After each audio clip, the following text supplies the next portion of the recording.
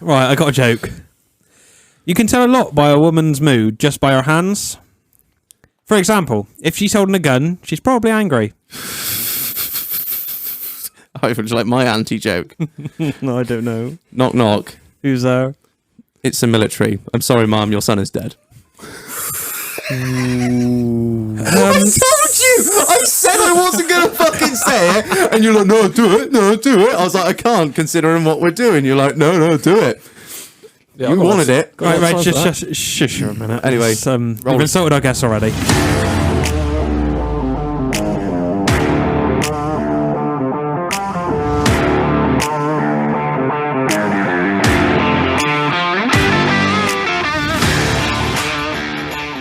Good evening, Internet. Cash rules everything around me. Cream, get the money. Dollar bills, y'all.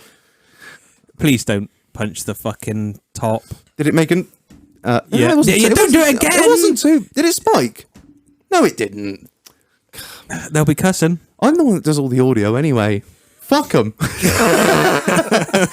Fuck the listeners. Reg, who have we got on tonight then? Who have we got on tonight? So for the 18th time this year, he hasn't gone home yet. He's still there. He's got his little camp bed in the corner. Got his cot.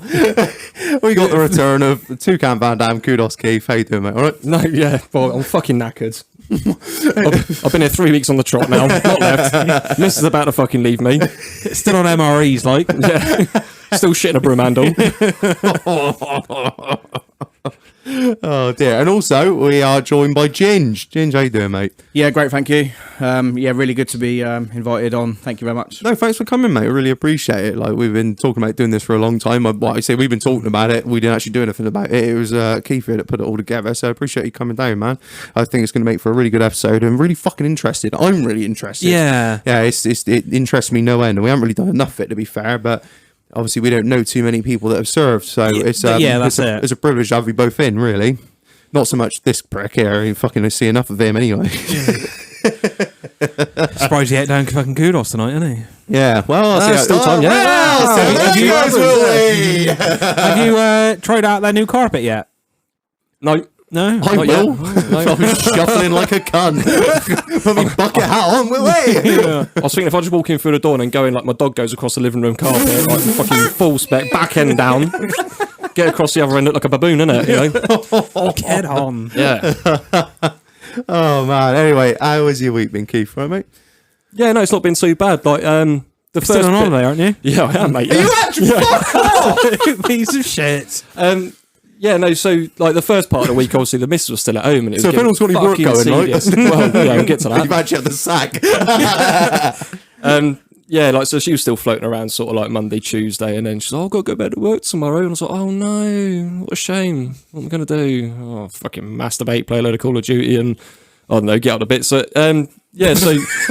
Masturbate again. Yeah, that's it. Yeah, got cauliflower knob now. So, no, Wednesday, the old dear rang us up, and she was like, can you come around and help us build a little lean-to on the side of the house? So I went around there and got a bit handy and started getting my hand back in with the tools, and yeah, got that done. Then Thursday, I just fucking sat around all day doing absolutely fuck all, and it was getting really, really boring. And I got a phone call, and they were like, oh, are you still involved in moving precious metals? I was like, might be.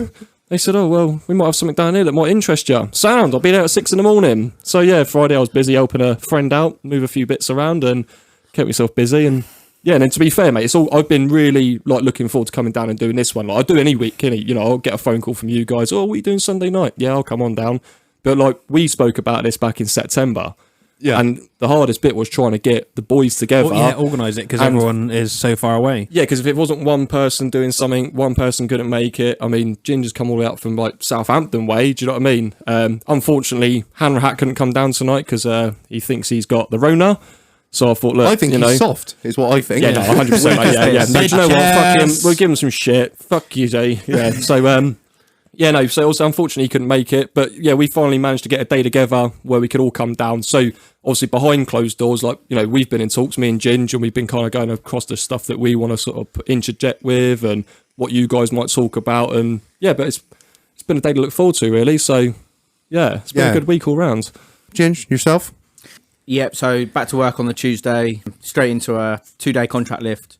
So I haven't actually asked what you do yet off mic. So what is it you do? So I work for a big company, cranes, mobile cranes. Oh, no way. Yeah, mobile I cranes. fucking love cranes. I'm like, you know how people like that bloke on TikTok is with trains? I'm like that with cranes. I love them. Whenever we drive past them, I'm like, oh, look, a crane! Look! So, yes, I know. Is that the bloke with the head that bobs up and down? Yeah, His that's little the one. selfie mode, that's it. I'm My like that missus with- sees when I'm you shagging her. do, so you do mobile cranes, the big German boys. Yeah. Oh, big yellow jeez. ones. Yeah, that's the ones. Yeah, only do 50k on the road. 40k. 40 mile an hour. 40 mile an hour. That's it. Oh, yeah. Yeah. But fucking massive girt tyres on it, Yeah. like 16 of the cunts. Still overtake the B38 mines. Yeah. We got full out, didn't you? So you're an operator? Yeah, operator. I do slinging, signalling, and supervising.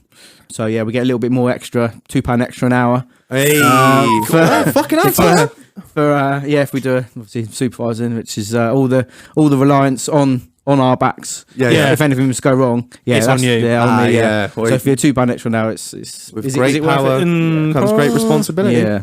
But no, I genuinely enjoy the job. It's a good job. Honestly, I love it.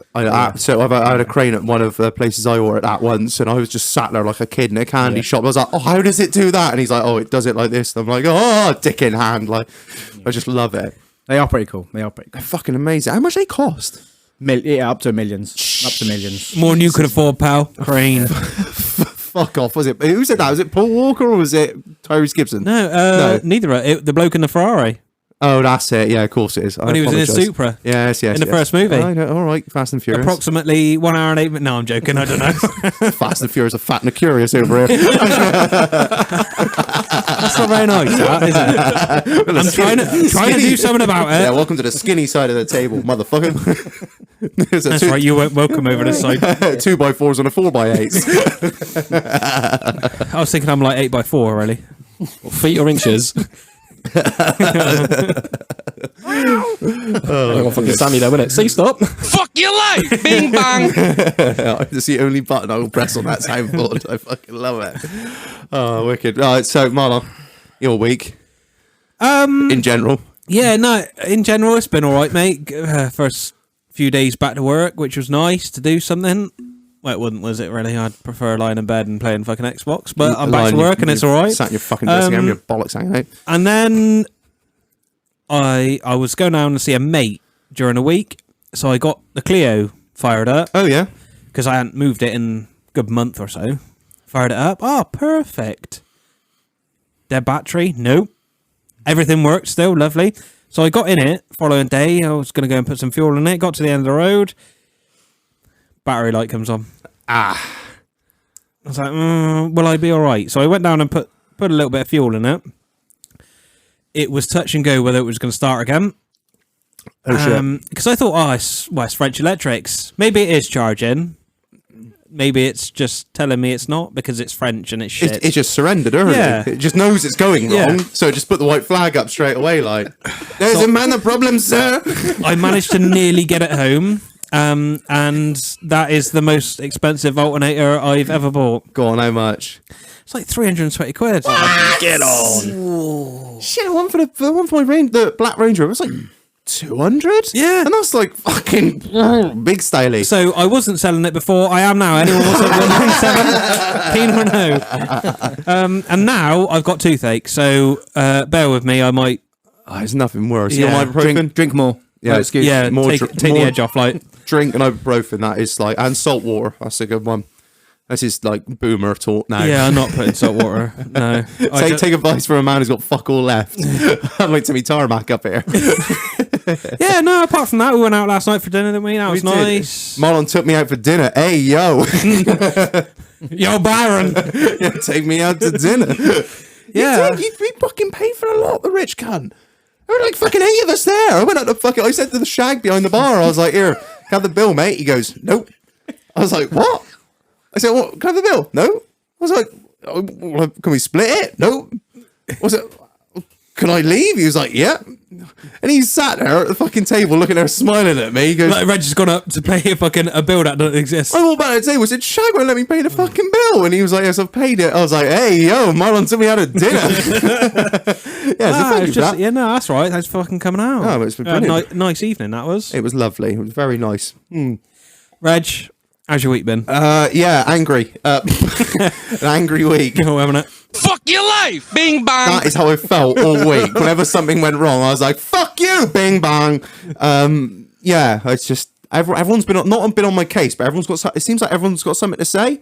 I went into Tesco's today. Now, Started on the cashier. I don't wear a mask in Tesco's, right? That's I like you say, you do you, boo, and that's what I will do, me, boo.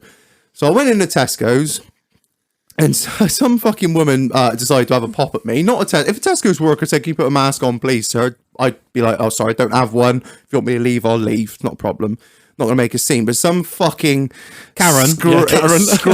scruffy Karen that either her bloke can't have the snip or she can't have her tubes twisted with a fucking a pack of rats in tow.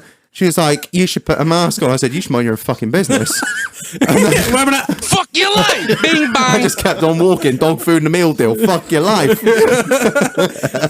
Yeah. So I had that, and what else has gone on? It's a similar thing. It just seems like everyone this week wants to be involved in my business, and it's just really starting to do me fucking head in. So I got left from my house to my car, which is about 10 fucking paces. Should have had So a mask on. I have I'll say it here. I had my firearm with me because I was going to do some shooting. Just put it in the boot, put the boot cover over and all that shit. And as I walked out, some bloke some know-it-all cunt walks past and goes, "You should have a case for that." About to fucking bump the mag in, like. You should have a fucking gum shield on, mate. Dump it on him. We mustn't joke about that. I quite like my firearms license. I just sort of looked at him and I was like, "It's going in the boot undercover and it's locked." He goes, "No, but you should have a case for it." And I said, "I tell you what, mate, you should drink a pint of milk." And he looked at me and was like, "What?" I said, "Good for your fucking teeth." He looked. So he's minding your own fucking business. Literally, he said, "What?" And I said to him, "Oh, this is good for your teeth. Mind your own fucking business." And he looked at me and just like got his dog and he was like, "Come on, Betsy," and just walked off. And then I thought about what I'd done. I threatened to punch a man while holding a firearm, so I can probably wave goodbye to the fucking firearms license. That's not law, though, is it? You don't have to have a case for it.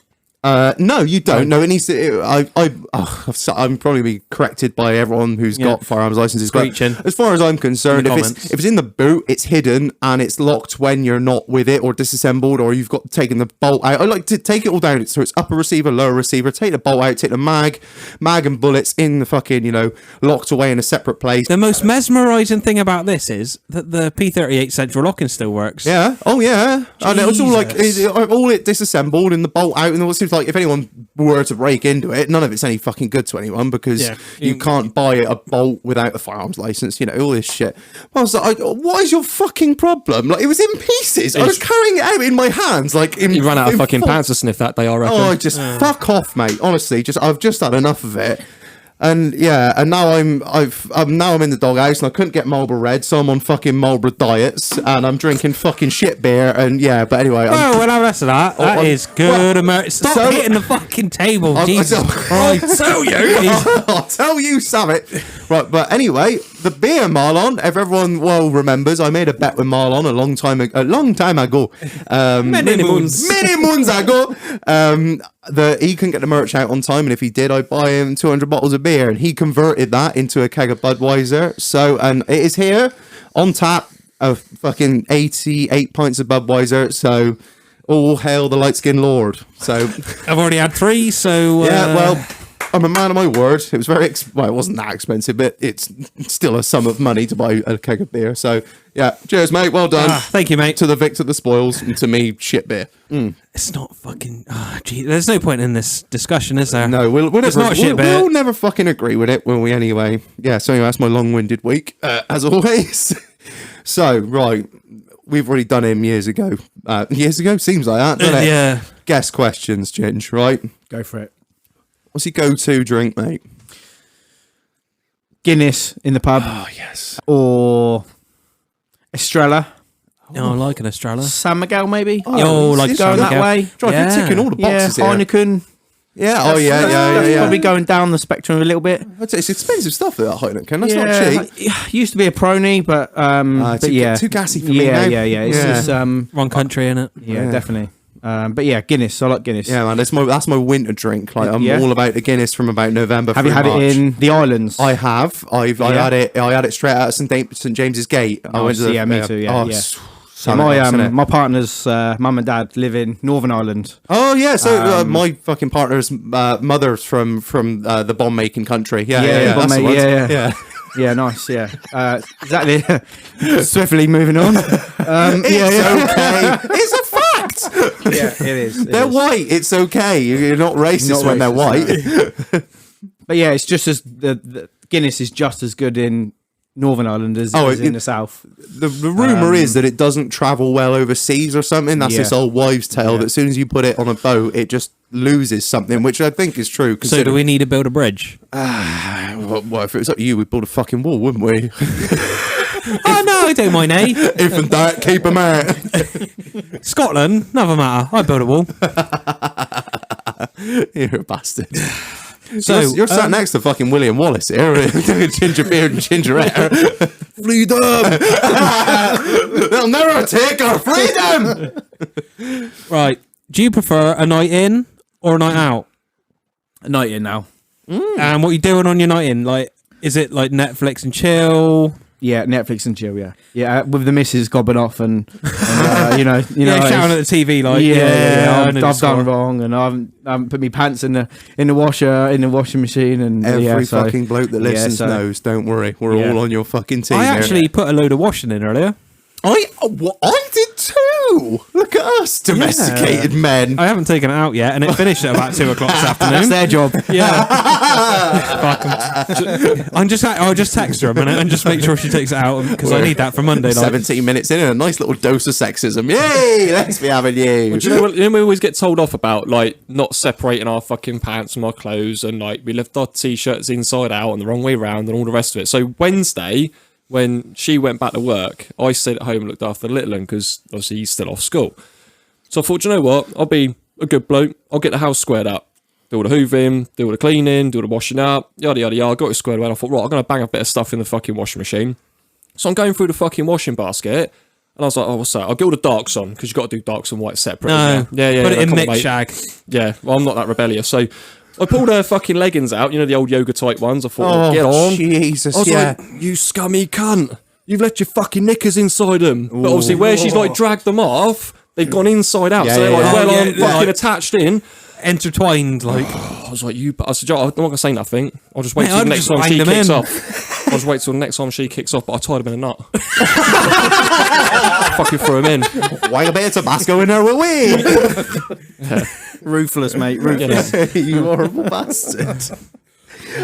Keith, don't fuck about. That's a good mind. I'll take that down as a mind note for next time. For the next time you do any washing ever. I expect it'll be. Well, it's like the thing that used to piss me off the most was like, so we got a tumble dryer during the winter because you can't really put your clothes out in the garden. They get more fucking wet than they do in the washing machine, don't they? So, oh, Chief's she- keen for a tumble dryer in the mate, summer, but mate. She don't clean the fucking filter out. Right now, That's it's one way to burn your fucking house down, mate. Exactly that. So when I lived in Tidworth, right, I remember like about 2 a.m, like this is when I was with my ex-partner.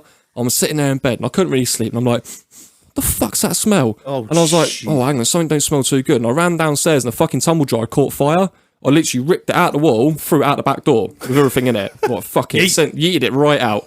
So obviously now I've got this like little obsession with making sure the filter's always cleaned If out. you buy every like time. all your new tumble dryers have a cut off now, so if they Thermal cut-off, detect, if they detect like Oh, this your thing's prehistoric, filter's too mate. blocked, Yeah, mine they'll does. just turn off. Mine Yeah, does no, that. this thing's prehistoric. So obviously she's been not been cleaning the filters out. So do you know what I did? I climbed behind the tumble dryer and pulled it out the fucking wall. Just pulled the plug out. So she went the other day. She was, "Oh, tumble dryer's not working." I said, "Well, it's because you left the filter blocked, didn't you?" Oh shit! So now she's cleaning the filter out, and every time she cleans, it, just go back and plug it back in the wall. Brilliant. You horrible bastard. Mate, I'll remove the fuse next time.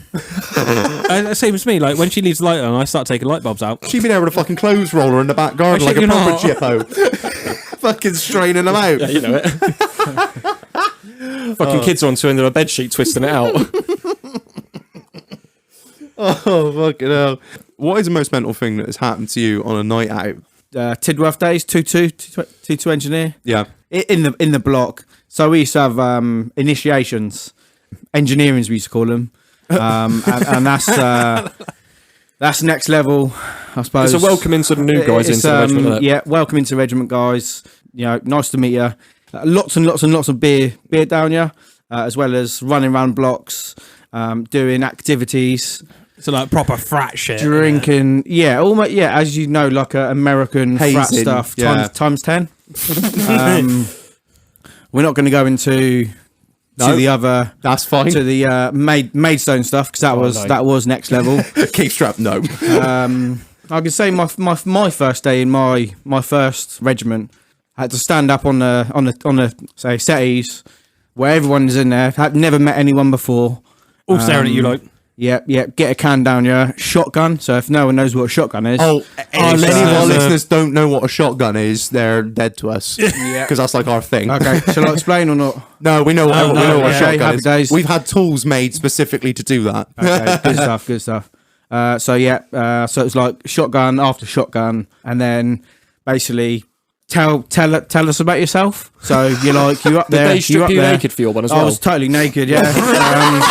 Missed out that important part. yeah. Tell us about yourself. Stuttered or muttered or whatever, and basically got cans thrown at me and all the rubbish and that just thrown at me, and that was my first day in my regiment. Yeah. So thank you very much for that. Life in the armed forces. Yeah, it's only going to get better from here. Just fucking say. Yeah, that's not even engineering. Yeah, so Yeah, so you used to be on your engineering, like obviously, like Ginger was saying there, like you'd tip up and it'd be like, who you are, where you're from, what trade you're in, or what you're going into within the corps, whether you're a driver, mechanic, or a machine driver, signal, whatever. And then normally what would happen is all the blokes would start singing like the corps song while you neck what we call a mucky pint. So that used to normally be like dirty pint, yeah. Top so shelf. Yeah. top shelf lager, Sick. cider, sick, Piss. fag butts. Oh, right. spunk. Yeah, Yeah. because I think lovely place. me and Kent. Yeah, pretty mucky. Yeah, a dirty pint, as you'd imagine, a dirty pint. Sick Yeah, and probably. seed. That's worse. That's- That is that's- worse than a dirty pint. That's actually. worse. Yeah. And also, if you're sorry, Keith, if right. you're sick into said pint, you gotta have to drink carry it. on Keep down in drinking that it. said pint. Yeah. Yeah. Because they bought it into when we was at 50, because it was on my leaving do. We had a couple of new blokes tip up, and like they knew that the mucky pints were coming, and they're like, yeah, we won't be drinking that. And I was like, yeah, you fucking will. And that was at the time when the cinnamon challenge was going about. Oh, so I've done someone that. ran down to the local fucking corner shop, bought a big tub of cinnamon, said, right, whack that in your mouth, do a lap around the block. By the time you come back, you will be drinking that. And they came back, mate. They fucking drank it, mines. Yeah. So what happens if you don't drink it? If you point blank refuse? You just look. It's your way of showing the boys that you're fucking committed. You got skin in the game. Do you know what I mean? Like you don't want to turn it down, really, do you? I've known one or two to not drink their time in the regiment for their time. So it could be 4 or 5 years, even longer, if they carry on a repost. It's not an easy time, Right. Yeah. because you're engineering. It's not easy. People aren't gonna That's your help you. start. That's your first Yeah. welcome. You've got to be on the same level as everyone else. Like you've got all those boys that are screaming at you. They've already For done sure, it. yeah. So if you don't do it, Yeah. it's just like, right, well, you're not really one of us. Sorry, you know? Yeah, that's it. Yeah, 100%. I'm keen for most things. There's very few things I've turned down like that Yeah. in my life, and It's a weird situation to be in, though, because I mean, fuck me. It's like, see, I remember back when I went so before you join the army, you go through your like your selection phase, don't you? So I did 2 days up at Leconfield. Okay. And when you went up there, it was like, you was in like sort of like 10, 12 man rooms, and then the cons or the ablutions, like we call like the shower block, it wasn't like individual cubicles. It was like one big room with a chain in the centre, and it's like pull down, wet room. Everyone's getting fucking showered and changed. You all just stood there with people you don't know getting showered and all the rest of it. It's really fucking weird. But when you go to a regiment and you're like stood up in front of the fucking squadron you're now going to serve with for the next 4 years, and like, right, get your fucking kit off, stand there, and like your dick goes inside out, and you just stood there like, and it's the day you're fucking born, and all these blokes are there fucking, and it's just like, it's such a fucking weird, but you just got to go, yeah, do you know what, fuck it, we're all the same, do you know what I mean, like, this is what we're here.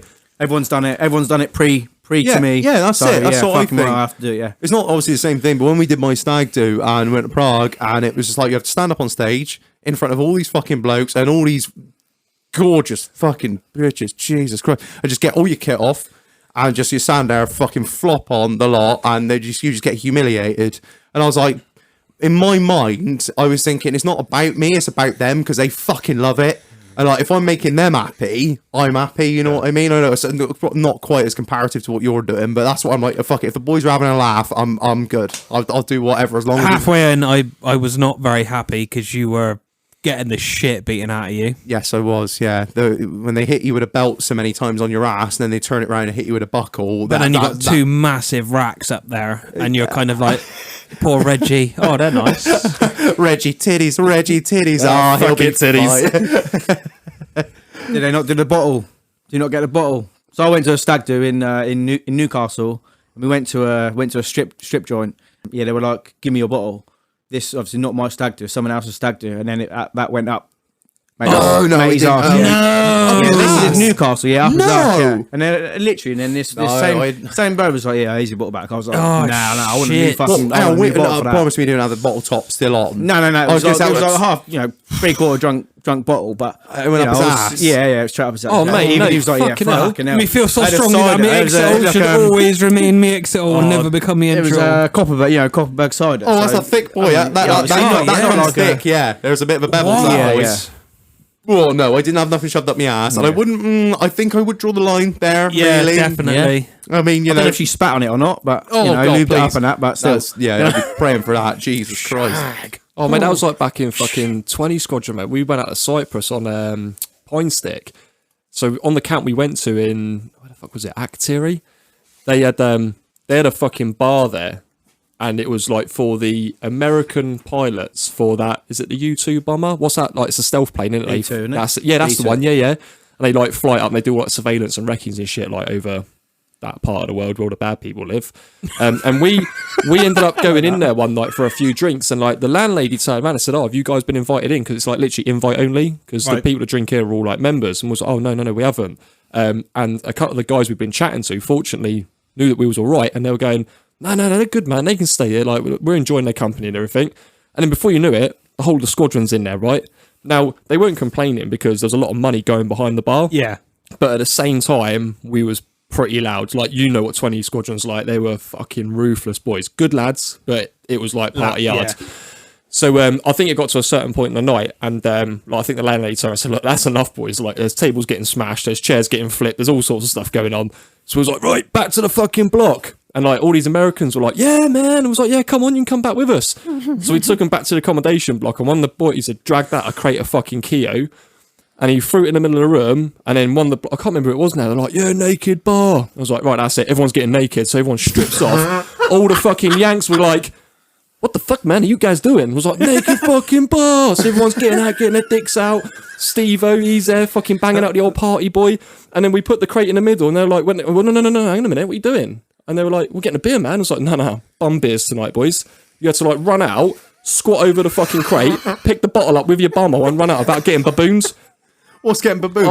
Getting whipped on the arse, mate. Like literally fucking caned and fucking belted like on with the bum. like a pole. That's right, like, yeah. with like mine poles. Those are like luminous poles used for marking minefields. Yeah. But then They fucking it went hurt. to like golf clubs. Oh, they- Obviously no club on the end, but that was like a baboon stick. I had that's that it. through my basic training. Jesus. Yeah, so literally anything like, I don't know, light strip, anything like that could be used for said babooning. They gave up on you, mate. I think them Yanks were there for about 30 minutes, and they were just like, "Nah, fuck this, boys. We're going elsewhere." So yeah, they soon Bunch of fucked on. fucking queers. mate. Naked bar is was like a thing, like massively. Like you get to a certain time, so we say, and it'd be like, "Yep, naked bar now." Or naked, everyone shout naked bar, and then everyone just go, "Yeah, okay." There's all these fair enough." civvies in a Yeah, local naked pub, bar. like, "What the fuck's going on here?" Like, all these blokes are stripping off, like, "Way." The only thing I can kind of half relate this to, this old sort of squaddy in the barracks shit, is like Butlins, because Butlins is kind of like the barracks, and we spend half our time walking around naked. It's just fucking carnage, start to finish. No one gives a fuck about where you are and the fixtures and fittings and all that shit. And But it's and all squared up the next day before you that's leave. it. And when you come to leave, you don't want a massive bill, and you don't want like you get a beast in, like you just want it all squared away and straightened out, and then you fuck off. Like, yeah, fuck's sake. So, going into a bit more about you two, how do you guys know each other then? Well, obviously I know Ginge. I say I know you from like 3-6. So my first regiment within the army was at Maystone, down at 3-6 Regiment. And Ginge was serving with 50 Squadron at the time. I got posted into 20. So you was on Herrick when I tipped up. And then obviously I was deployed away, and then you kind of came back, and like we kind of knew each other through mutual friends and that. But it was more when I got posted to Tidworth when I went to Afghanistan, and then I came back and you was working down the MT office, and I was like, yeah, mate, fucking I know you. You was down at fucking Maidstone and all the rest of it, and like and then also we knew how many people we knew, and that's how it kind of like went from there, really. So yeah, that's how I know Ginge. Yeah. So did you serve out at the same time? No, we served on different tours. Oh, did you? Yeah. Oh, right. I see. Were you? Which one of you was on the earlier tour then? Yeah. So I went to Herrick 7, 2007, 2008, winter tour. So it was September to March. See what over the winter. 6 month tour then. 6 months, nearly 7 months. If you do 7 months, you have to have a R&R again. R&R, obviously rest and recuperation. There we go. Yeah, there we go. So 2 weeks off from Afghanistan, come home. So if you go to 7 months, 7 month 1 day, you have to have another 2 weeks. Oh, so you have 4 so it could be weeks. like 6 months, one short of 7 months, and then they like to and keep then they it bring like you home. yeah. They like to keep you like that, so you Yeah. got to pay you to sit on your ass at home. Like. Yeah, that's it. Yeah, no, I'm with you. Why did you enlist? Start with you, Ginge. So I always wanted to be with vehicles, really. Cars. I wanted to do panel beating, spraying and stuff like that. And then obviously I've got a whole family of military. That's what I was gonna. The next one was like any previous family in the army. Yeah. So going back to really World War One, Really? World War Two. Yeah, I've got great grandparents. It goes way back. Grandparents that are in. So it is in your blood. Yeah, effectively. really, yeah. I think the only person in my family, or only 2 people in my family, is my dad that wasn't in the army, and my sister, obviously. My mum went to the Falklands. Did she? She was a medic. she? Yeah, she went on the. She was on the QE2. I'm fucked. outside of Falklands, but taking on injured and wounded. Fucking hell. And I think her actual claim to fame really was she actually treated Simon Weston. Obviously, No way, yeah. fully burned. Yeah, burn to hell, won't he, bless him? And obviously re-met him previous. Oh, later on down the line. after the war. Yeah, Oh, yeah, that's so, amazing. I suppose really that's And this what made me. is the point when we need to fuck off the Argentinian. Who still owns that, mate? Yeah, Yeah. Just because it's next to you Yeah. doesn't mean it belongs to you. Thank you so, very much. Really, in the answer to your question, I suppose really it's a family A family thing. family innit? thing. Yeah. Were you supported by your family in your decision to go into the Yeah, army? massively. Yeah. Even I had 3 choices when you do you do a barb test, and a barb test is basically like how clever you are and to go into what would be best what branch. suited for you? So if you're like totally mince, You can go you can go in infantry like grunts, or you can go like tankies, or obviously if you're like a bit more switched on, obviously Royal Engineers. a bit more. Humble brag. And then you've got like pilots and stuff like that. So I'd say he's fairly switched on. middle of the road, like you're not poking the ground for mines. Oh well, we did that as well. That's another story. Fuck. Keith, your father was in the don't tell me guard.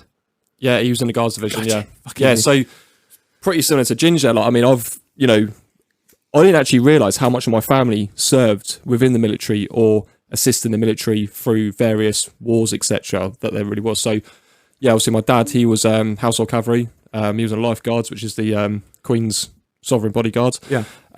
My brother, same detail. He served with the Household Cavalry Regiment as well. He did more the Brigade Recce Force side of stuff.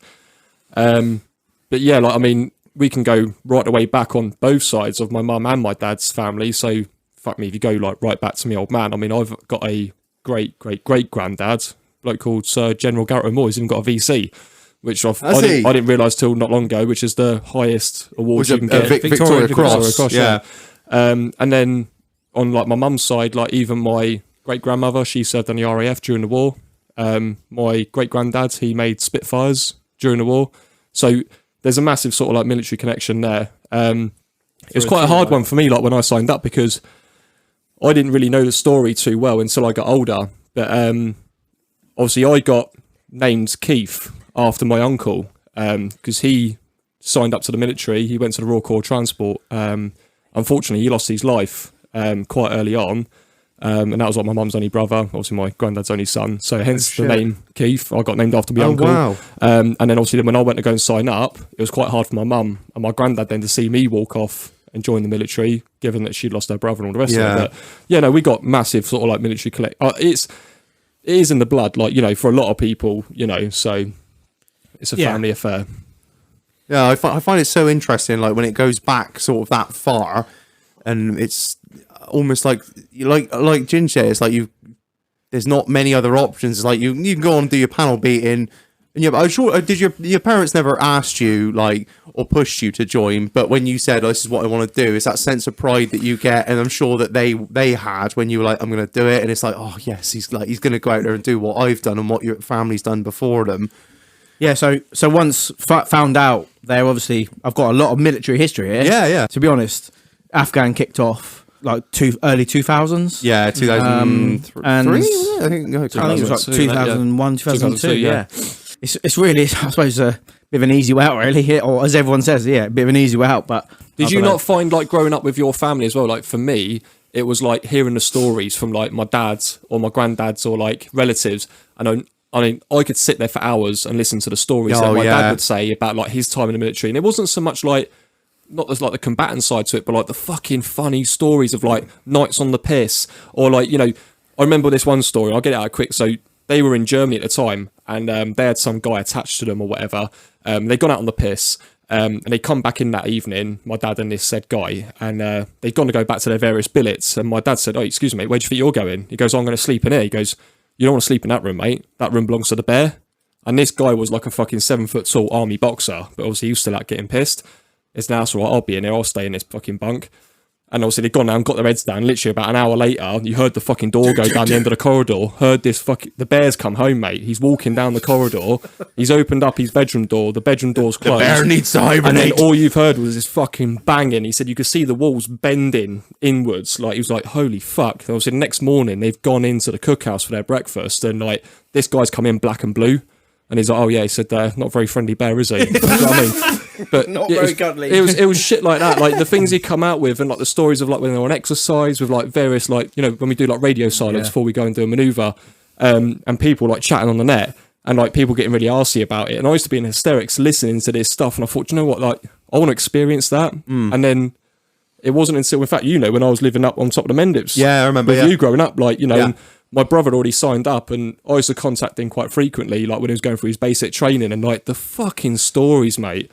And I thought, you know what, mate, that's me. I fucked all my college stuff off, and I thought, no, it's in the blood. It's what I got to do, and I want to do it. And then, like, you'll know as well, Ginge, like literally from day one, week one, as soon as you put that uniform on, like I felt so proud about who I was and what I was doing. I'm sure it's a sense of purpose and a sense of belonging as well. Making a fucking yeah, difference. massively, yeah. Like, there's so many different bits. I mean, you'll get these people that go, "Oh, you're just a bunch of fucking murderers. You go out there and do it." And it's like, no, there's more to the military, like, than what meets the eye. You know, for example, at the moment, you know, bolstering up numbers to help the NHS. Whenever the fucking firemen go on strike, it's always the army to stand up to help out. Fuel strikes, yeah, that's it. You'll know better than anyone. Like, you know, driving the fucking fuel tankers around, like, you know, floods on the Somerset levels. Like, who was there helping that out? Like, you know, it's the army get involved in everything. It's not even just in the UK, mate. Like globally, you know, rebuilding fucking villages and schools. And I'd say there's such a sense of like, what's the word for it? You know, when you've done a job and you look back and think, mate, that's, making a difference. Yeah, massively. A lot of work satisfaction and pride, do you know what I mean, from doing what you do. So it's not so much the going out and war fighting all the time. It's more so much about changing people's lives, making people's lives different or better, bettering their lives in the UK, and obviously when we go abroad in Kenya, Canada, all these different countries that we go to, as well as, you know, obviously in England. So I did the fuel strikes up Escalin, so we went up near Birmingham. I think it was Tamworth to Hoya. Oh, that's a shithole. Massive shithole. We were in 3-4 star hotels. RF in the 5-star hotels. I wouldn't say living the dream, but you know, we're treated like adults. Yeah. going to work as such, going into the Hoyer depot and doing real life stuff. Yeah. Getting trained on the tankers and stuff like that. And then we went down for one day, going to a shell garage and actually doing, loading, unloading, and driving. Running, and isn't That's it. Without fuel, we're nothing. I mean, we remember the fuel crisis. We were trying to come back from fucking, where was it, Gatwick? It was Gatwick, wasn't it? Like Trying to come back from Gatwick from Prague. And we were like, how the fuck are we going to get home? We hit like 5 fuel stations, there's no fuel. So when you realise, like, it takes something very small to stop this country running, and the people that we've got to fall back on are yourselves. I mean, people think like, our army don't do fuck all during peacetime. Yeah, for sure. But you're the people we fucking turn to when it all goes to shit and we need fucking jabs in people's arms and hospitals building and all the floods pumping away. Yeah, floods. Same, that was same another kind one. of goes for fucking the London Olympics, wasn't it? Because when I was in 50 Squadron at the time, and as Ginger knows, so like you worked as a search team, didn't you? Now I didn't work with the search team as a searcher. I was a blue light driver for the RESA, which is the Royal Engineers Search Advisor. He's like the top boy, going out looking for ordnance and that. So we was basically sweeping through London for about 5 or 6 months, building up to the games. And then we stayed there the whole duration of the time, basically on standby if anything was to come up. So we was like a little covert unit, weren't we? Like unmarked cars, like Black Ops kit, all this sort of shit. Felt alley as fuck, do you know what I mean? But night vision, all the fuck. yeah, proper airsoft warriors, mate. Shots, mate. So yeah, it was a fucking cool job, mine, really cool. But during the games, as most people will know, they had a security company in, and they fell apart at the seams. Shit. They fucked up big time. So it was funny because I got called out into the job that caused them to fuck up so much. But then obviously because they couldn't prove themselves worthy enough for the job, well, who comes in? Well, the British Army. So that's why you had fucking hundreds and thousands of fucking troops bunked up down at tobacco dockyards, sleeping on fucking camp carts, basically staggering on all the main gates and all the entry points to the Olympic Games, keeping the public safe. Because this multi-million pound fucking private security was no fucking good. No, I'd love to know how much money they spent on having that private security there when we had a standing army just sitting in wait, But the blokes would have loved it, do you know what I mean? They're actually doing something. That's it, yeah. And it was great because we got free passes to the Women's Beach Volleyball. I was like, mate. What's more than that? Yeah. No, mate. Oh, yes, daddy. Yes, Daddy. Where is iPappy? There you go. I haven't banged that button in a while, I'm Mike. going to say. Right, so, Ginge, your position, role within the army? So I left as a Lance Corporal, Lance Jack. One rank up, basically. Hardest rank to get. Easiest one to lose. yeah, for sure. Had it 3 times. Yeah. Never lost it. Never went any higher, obviously. Just short of 12 years I did, yeah. Just short of 12 years. I made a point for that. 12 years, for 12 years was basically half pension. So I could have left still at pensionable wage at 60, whatever it is now. It's got to be 70, 80 or whatever. Yeah. Looking close to 91, I think. Yeah. Yeah. And, I think by the time we're able to retire, there won't be a retirement age. Yeah, you just crack on until you're 80, 90 or whatever. Yeah. So when that would happen, I would get my half pension money on top of my state pension. So I've dipped out on that. Bit of a shitter, but I made a point of leaving at that. I was done. I was totally done with the army. Had enough. Yeah, totally. Just want to get back to civvy life. Yeah, I'd basically sorted myself out a job. Yeah, on Civvy Street. Obviously, yeah, I was done. I like Didn't want how to see any of everyone, it. You say Civvy Street a lot. Yeah. What was your reason for leaving, if you don't mind me asking? Because we've spoken to Keith about it before, and if you don't want to say, you don't have to say. Yeah. But that's right. That's fine. Yeah, that's fine. So within the last few years of my time, so got divorced. So went to Canada, living the dream in Canada. So when we say Canada is we go out there, Shitloads of snow. Always a winter tour. Loads of maple syrup. So I say, fuck bitches, get money. Basically, Fuck your life! Bing bang! basically live the dream. Canada's like our, I don't know. It's the go-to place, It's isn't it? the one. It's It's the the one. nice. If Everyone wants to go to Canada. Yeah. Oh, Right. that's the place to get Yeah. posted. I remember the first time I found out I was going to Canada, my dad was like, "You're going to Bathurst," and I was like, "Yeah, but you're going to fucking love it, mate." And I'm thinking now, I look back and I think, "Fucking hell, Dad, all right, keen or no. yeah, fucking hell." Yeah, so did Canada. I wouldn't say ended my life, but looked at things in a very, very different way. Yeah. And then got divorced, and I think that was probably a big reason of. It was a turning point. Yeah, probably a turning point. I didn't realise you was about as fullback as well. That's what caused my fucking issues and all, mate. Anyway. Moving on.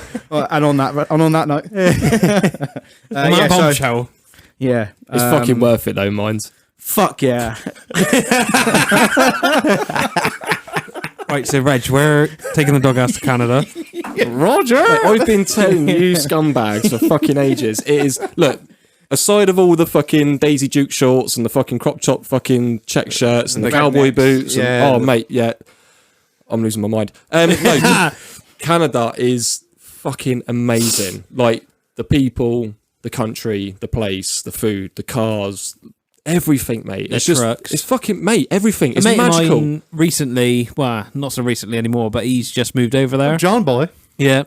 Set up a nice restaurant in like Quebec quarter because they're Oh, that's the Frenchy side. That's Yeah. it. Yeah.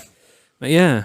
I mean, I've got a lot of friends. There's more white on the flag than red. Like, He knows it. He knows it. sorry, John. I love you. Miss you. Fuck your life. Bing bang. I mean, I think if you want to really experience Canada, I mean, don't get me wrong. I mean, you know, go to sort of like Toronto, Ontario, Quebec, like that side of Canada, because it's probably completely different to where we was. But Alberta, I mean, fuck, man, like, yeah, it's Like Redneck Central. it's fucking Oh, yeah, brilliant. brother. So I'm not going to say names, but I was with a good few of the lads, and we were all waiting to go, basically pre-drinking, waiting to go for on the piss, waiting to go in the main club. Something happened.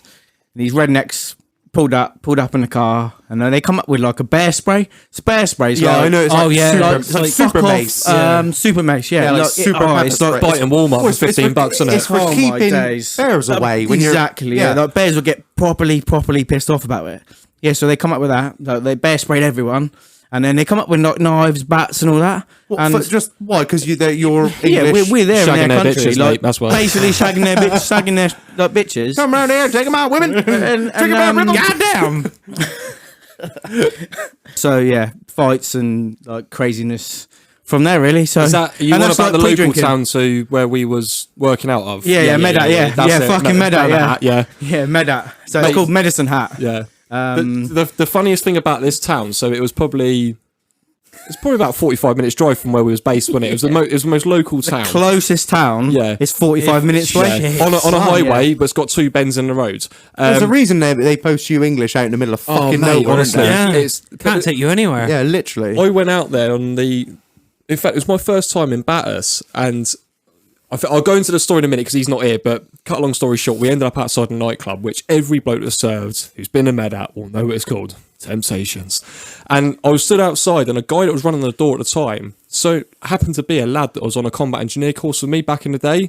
And I was like, mate, what are you doing here? And he was like, oh yeah, I fucking got with a Canadian bird. I've moved out here. I'm fucking loving life. I was like, yeah, what, staggering on the front door to Temps? Yeah, nice one, pal. And while we all stood there outside having a fag and a chin wag, Fuck your life. Bing bang. cool story, bro. Changed my life. Fuck your life. This fucking old, because the old Greyhound buses are like common as muck, aren't they? Like you look at it and think, no, this is like something out of the movies, and like it's everyday thing. Yeah. And this bus tipped up outside this nightclub, right? And I kid you not. The fucking thing tilted to the right hand side as the doors opened up, and all these fucking mutant birds walked out. Like one of them looked like Jabba the Hutt. It looked like she's wearing a fucking shower curtain.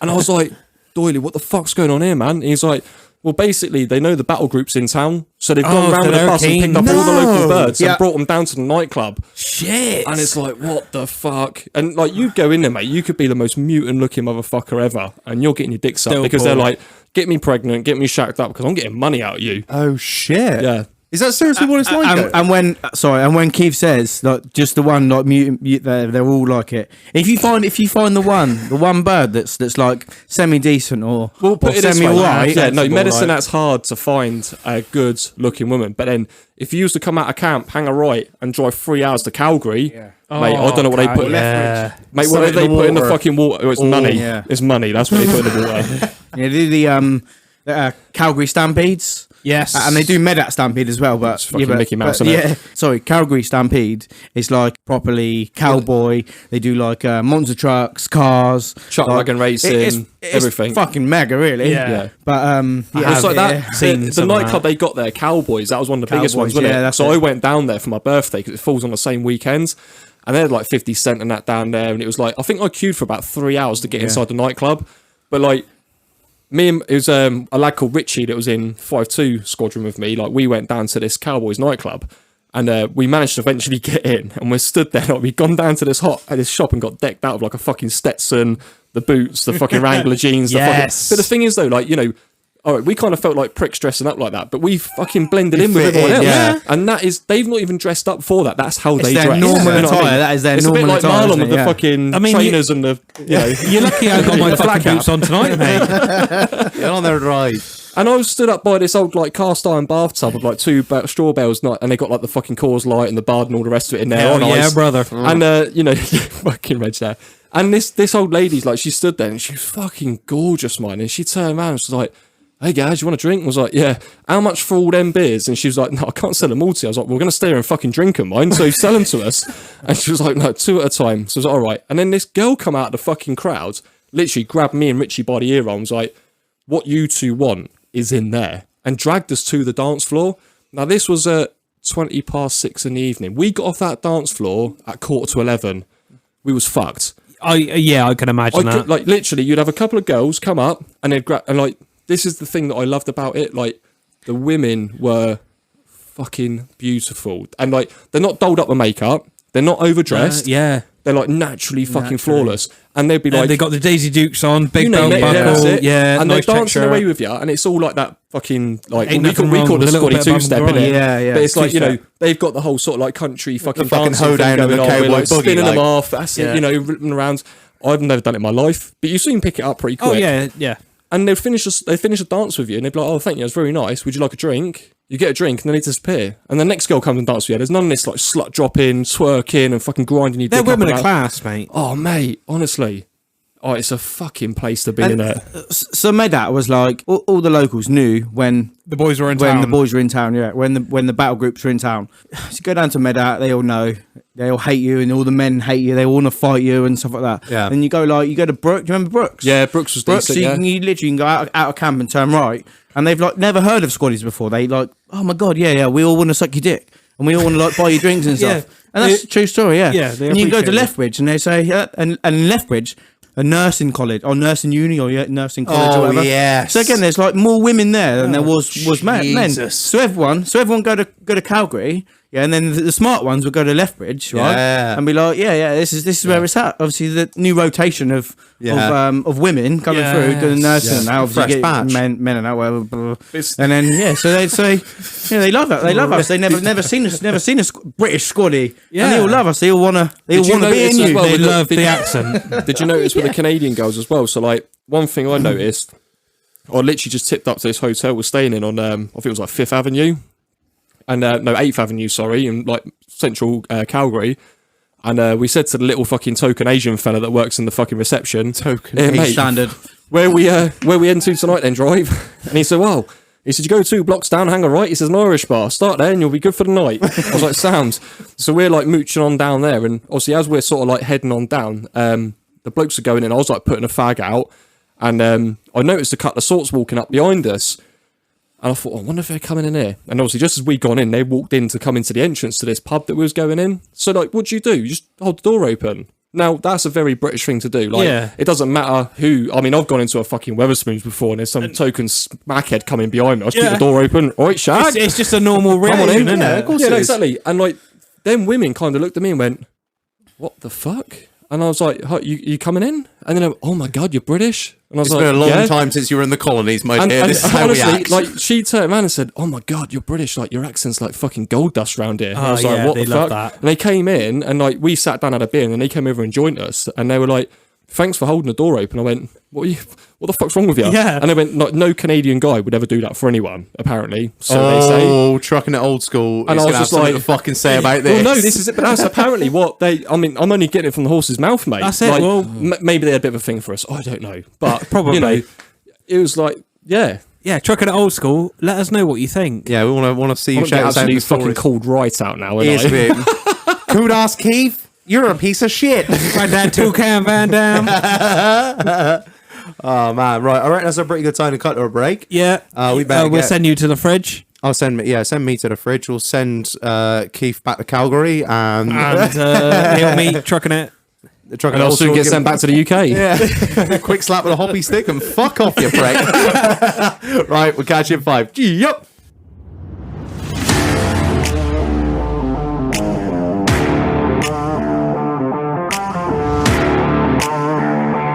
Fuck you up!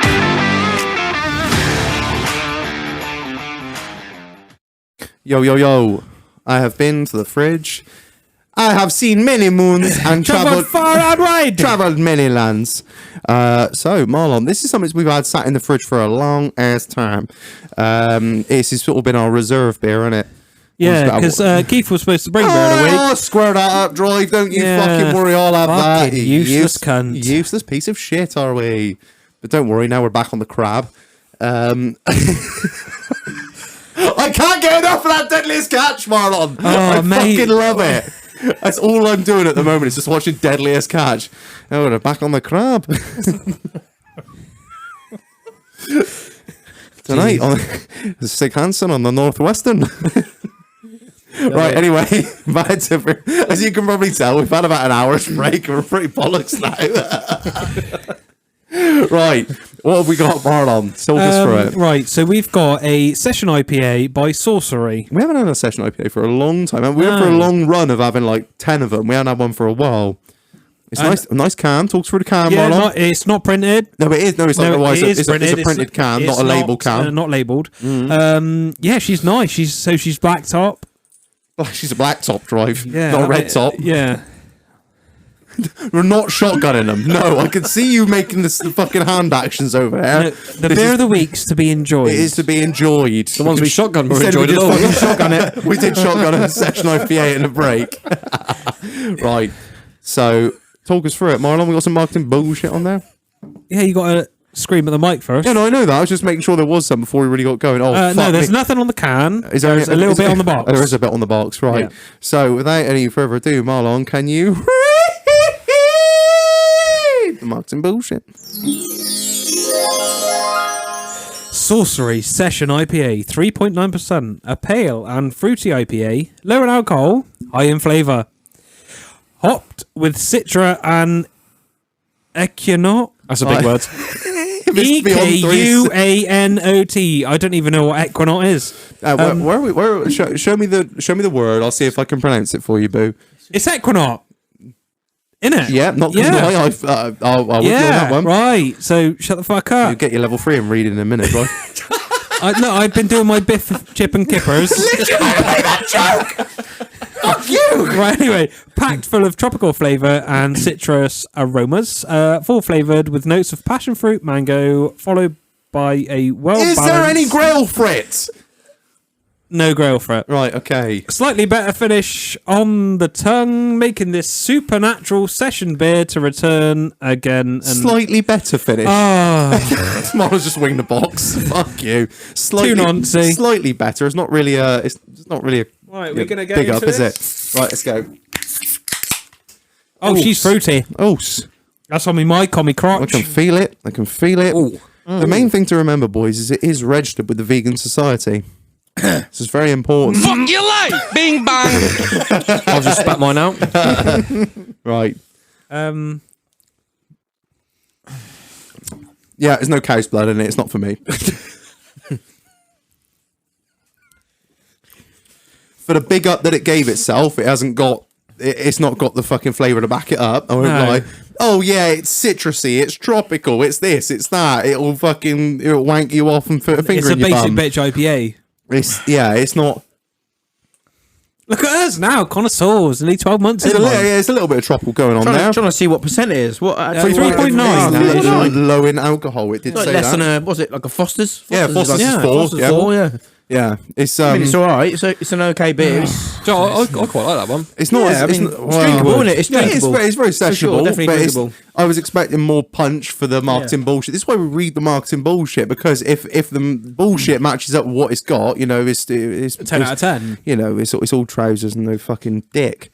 That is a good description for why have we got spooky, scary skeletons come on the fucking Leave it on, please. No, not leaving that on. That's my Halloween song. Yeah, no. So how much is a So how much was that? I actually have no idea. It's been in the fridge Obviously so not per long. pint. I reckon it's probably because Okay. it's a 330 and it's Nancy. It'd be about £6.50 for Yeah, a for pack sure. of 4. You reckon? I probably said it was more than that. Well, should we look it up quickly? I think it's got a nice flavour to it though, man. I don't know, what do you reckon? I've took a couple of swigs. Like normally, like with these guest beers that we get on, we'll take the first one, and go, ooh, yeah, no, that's all right, and then you'll have another swig, go, nah, fuck that, it's horrible. Or actually, it hits better the second time. But I'd quite happily drink that all night. It is a sessionable IPA without Yeah, a doubt. for sure. 100%. Like Yeah, you for could sure. drink that, but it's not flavour filled. No, it's not. No, I mean, like sort of describing the can. I mean, it looks like it's covered in some sort of like fucking dark graffiti, and all it's got written on is Saucery. Shag, Says an IPA. it's a £2.10 a can. What? On their own website. It's their bestseller, apparently. Where did this come from? I didn't fuck knows the fridge. So shout out to whoever got a Sorcery Session IPA. They also do one called, what I want to get on is the Cannonball, which is 7.4. Oh, yes, Daddy. That'll almost be undrinkable, though, won't Well, it? it's not, no, to be fair, we've had some high strength shit in it before, and like up to 8 is like you can drink that all right. But anything over that, it's like, oh, fucking hell. But then I was drinking Special Brew when I was shooting the other day. Like a proper Absolute piece of shit. Well, like, 8 years I have this old. sort of anti-fucking toff thing where if I'm going to go shooting, I'm not going to drink fucking port and cider. I'm going to be drinking Special Brew and fucking Bud Light. Fuck your life. Bing bang. Fuck your life. Bing bang. Yeah. I quite like that one. TripAdvisor rating then. Right, we'll start with you then, Keith. What are you thinking? I want to go for a 4.5 that one. Yeah, Ooh. that's a 4. I see. Ginge, what are you thinking, man? I mean, yeah, it's okay. Though it's not out to get you drunk, is it? But No, it's not. It's out to you're gonna have to drink a few to get you a little bit merry in that. aren't you? Yeah, especially in 330. But I mean, it's okay. It's nice. It's nice beer. Nice beer. Out of 5, TripAdvisor rating. Let's go for a solid 4. Solid 4. Yeah, solid Marlon? 4. I'm just going to take another swig a minute. I'm torn. I know where you are, what you're between, and I'm gonna guess. Looking at your face, you're gonna give it a 3. The thing is, it is drinkable, but the marketing bullshit. That's what I was It's saying, man. irritated me. It's not. No, we don't do halves. We don't. No, Oh no! no. Oh, Okay, okay. We had a All big autistic okay. about we that. had a big It's debate. We had a TripAdvisor, big right? debate on this. We Yeah. don't do halves. Okay, happy days. 3.5. We take an average, like over all of us, but like individually, you've got to give it like a 1, 2, 3, 4, 5. Okay. I'm at a 3. You're at a I mean, 3. it's drinkable, it's sessionable, Oh. but the marketing bullshit, it doesn't live up to the marketing bullshit. I'm gonna give No, it. you're right. I'm giving it fucking 2. I'm sorry. really? Yeah, Wow. man, I'm Well, I giving- think that's the first time Reg has Oh, rated something that's- lower than me. I have, yeah, because usually I'm like, yeah, I like it, but Yeah. no, I'm just not feeling it. It promised a lot and it under delivered. I mean, it is drinkable, but if they had just said like a good solid IPA with tropical notes, I'd have been like, yeah, that's exactly what Yeah. it is. But it's not. It's not delivered to citrus. It's barely delivered to tropical. There's a little bit going on there, Yeah. but it falls flat for me. So yeah, all right then. Well, you get a solid fucking somewhere around a 3 from us ish. I don't know. I'll work the average out later on. Send it to Titch for the big next year's showdown. Yes. All right. Well, thank you very much, Magic Rock Brewing, for not sending us this to us and us paying it for it with our own fucking money, or whoever Somebody did. whoever gave it to us. Thank you, and we love you. Thank you. Love you. Goodbye. Right. So I think Keith's got something to do a minute. yeah. What? Wait, Keith, you take over the podcast for a minute. I could do with a break, mate. Right, DJ Keith. DJ Keith. Yeah, so obviously, like, you know, me, you, and Reg have like been talking about this for a bit of a long time, and it's taken a long time to get this one together. Yeah. Like you say, it is unfortunate one of our Users co-guests couldn't- couldn't. Yeah, Is Yeah, it? Jay, if you're scumbag, listening, you're yeah. fucking dead to me, mate. All right. Yeah. Go fuck yourself. Fuck your life. Bing bang. But Mine will never get old. Didn't have the back wheels. What? no, he didn't. Bowled it. We so Pussy-o. obviously it's taken a long time to get to where we are now, like to even make this happen and get all the blokes together. And from the start, when I messaged Ginger and Jake, because like they straight away were the first boys, I thought, look, let's get them down here. We'll have a good night. And we were talking about like the things we want to talk about, what we want to drink, what we want to listen to, and also what we want to do, because like it's great. Like, you know, I was saying to Ginge earlier about how we was like kind of taking a piss the other day. Like, you know, Snake is a massive regular guest on here, and like so far I've been on fucking 3 weeks on a trot. Like, Snake and mate, I left the fucking he's bar, my, mate. he's my fucking wingman on this, and do you know what? I struggle without him on here, but you know, it's good coming on it and being on again.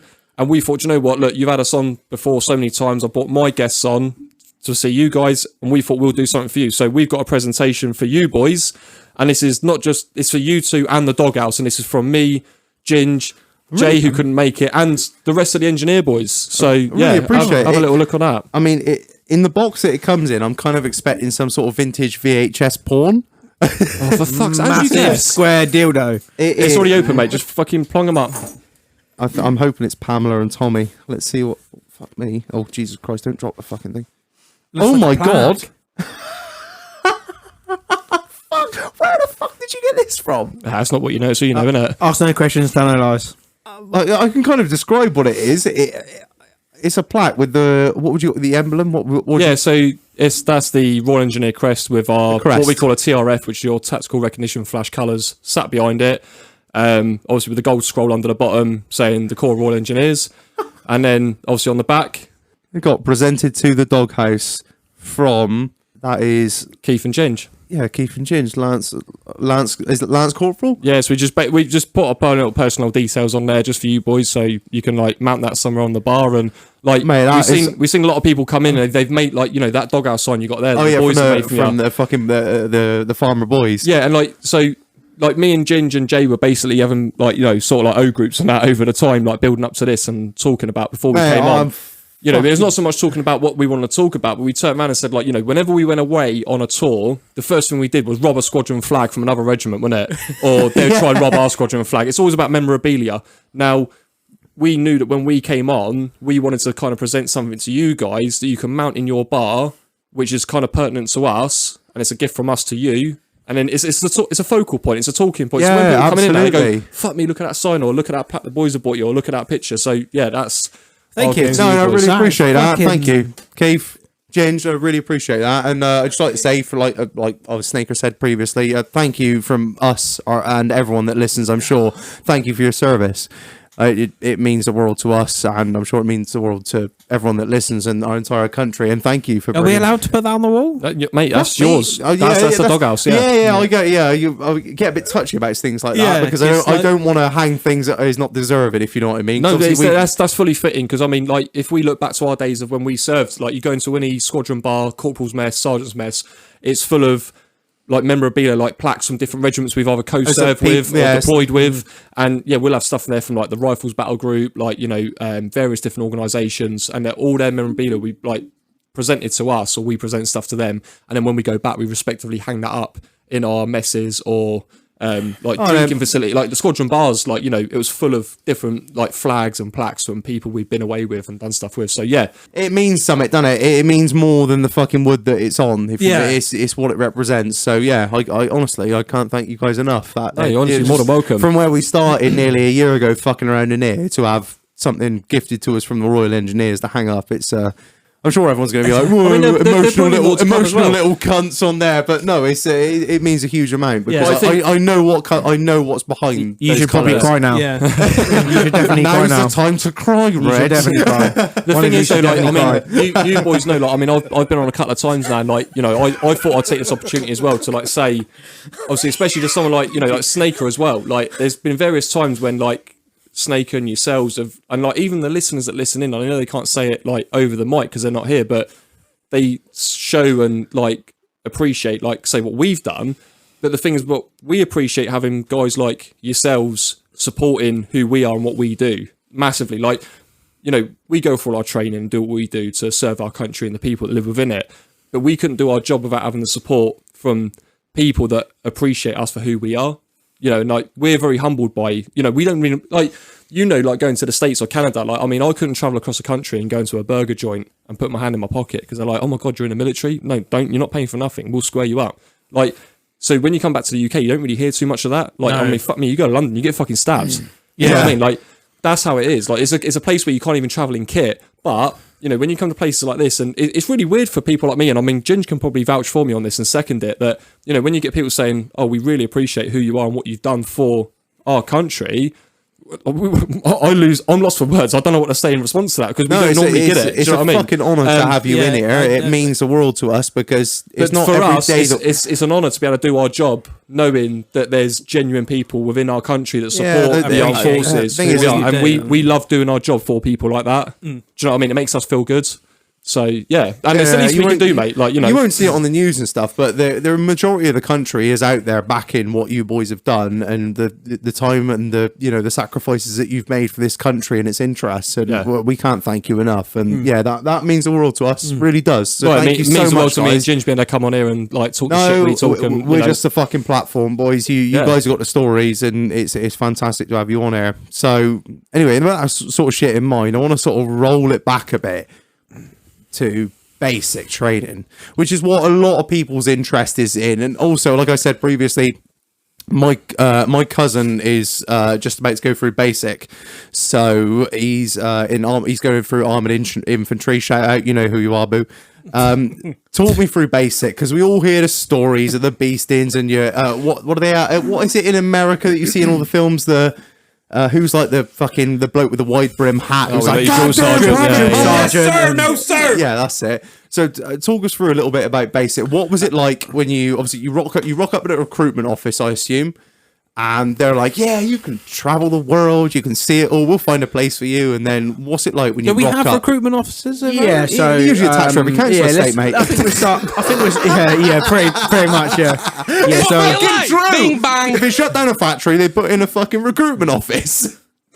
Yeah, so I think like for us, it was kind of like, you know, well, I mean, me and Ginger are on the same wavelength here, so we've obviously come from a military background, so we knew kind of straight away that we wanted to join the services. What of you course. were doing, like? So you'll find up and down the country, most major towns and cities and stuff, you'll have a army recruitment office, and that's just basically where you can walk in and say, "Oh, I want to join the army."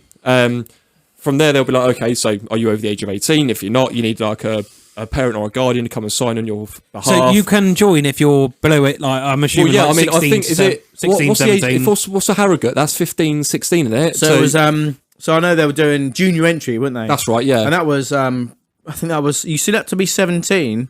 I think it might have been 16 for Harrogate for the Army Foundation College, but you Yeah, couldn't that's right, deploy yeah. until on an operational tour till you was 18. 18, yeah. Oh, so they get in early, get the training done, get That's everything. right, The yeah. moment you turn Yeah. 18, boom, on the fucking. Same as like your normal college. Yeah, so myself, 16. I was told I was going to be at 16, just as I left school. I was told, you're going to Harrogate Junior Foundation College or whatever they called it. Actually, when I started, I started at Basinbourne, which was adult entry. What would that have been? That'd have been 17 as well. 17, 17, 17, yeah. 17 and a half or 17 Yeah. or whatever. So yeah, so started at 17. Same with you, Keith. We basically got there, had to take all our personal kit off. We all had to have haircuts, believe it or not. I know it's again, did you or did you not? Or, Yeah.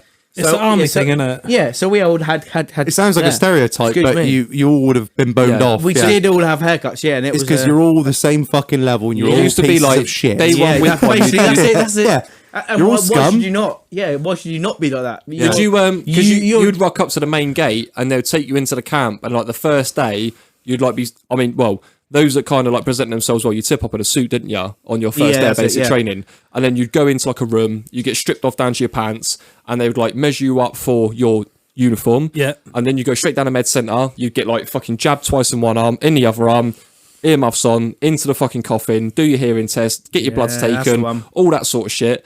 And then it would be like back to the block, and they'd be like chatting about like various things that are going on. And it wasn't all until like, worrying. Everyone would be Yeah, it worrying. was like panic, oh, like, fucking fuck. that's my first day, or even your second day. You'd still no like, cunt can fucking hell. march nowhere. They'd be like, right, fell in 3 ranks, let's get marching there by the front, quick march, left, right, and then what's three ranks? in the fuck, like no one knows what's going What's on. this? What's that? So they're still telling you about what's marching. What's this? Yeah. But they're not. Yeah, see, they're not telling you. They're shouting at you. Yeah. They don't Yeah, they expect get you to angry about know, it. They but get angry about it. Yeah. They, And then what they get do is you they normally into like- Yeah. this is how it is. Yeah. They'll throw you that. down to like the butchers, don't they, and get your fucking ears lowered, and you get Yeah. like normal. Was it like a grade 1 or a grade 2 all gotta be over? a 1, innit? Yeah. Yeah, that's it. You get like everything gets whipped off. Everyone's the same, and then you'd be like down the clothing store. You get your 1157, which is your initial kit issue.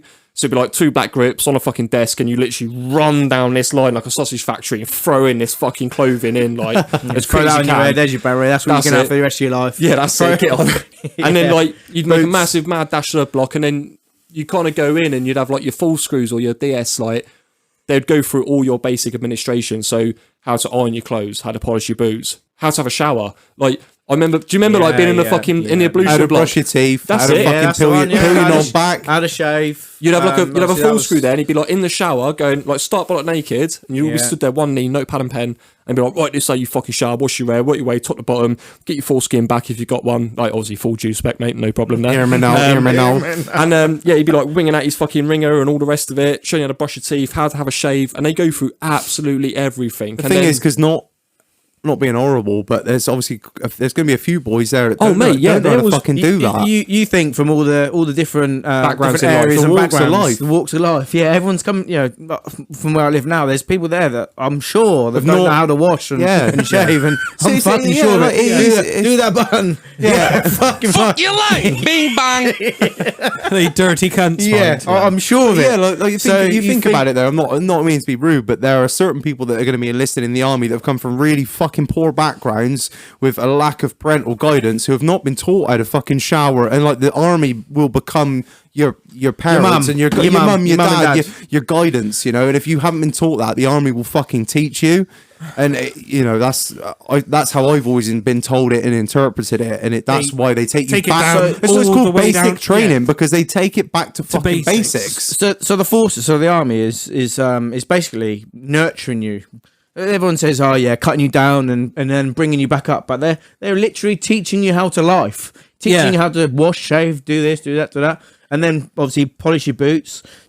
They are giving you those life skills where if you've never ever had them, never had any Fucking guidance, discipline. especially Yeah. discipline, especially from dare I say it, like no mum and dad and being in care and stuff like that. So I know the army is always going to be there and it always will be there, but it is like a great tool to get you off in life. And I would say, I've got a little son, and I would always say, yeah, do it. I wouldn't Never push just- him away from it. Yeah. Yeah. I would definitely say if he said, I want to be in the military, yeah, massively go that way. Fine, think so the- as the- long the as you're in the military is a- engineers.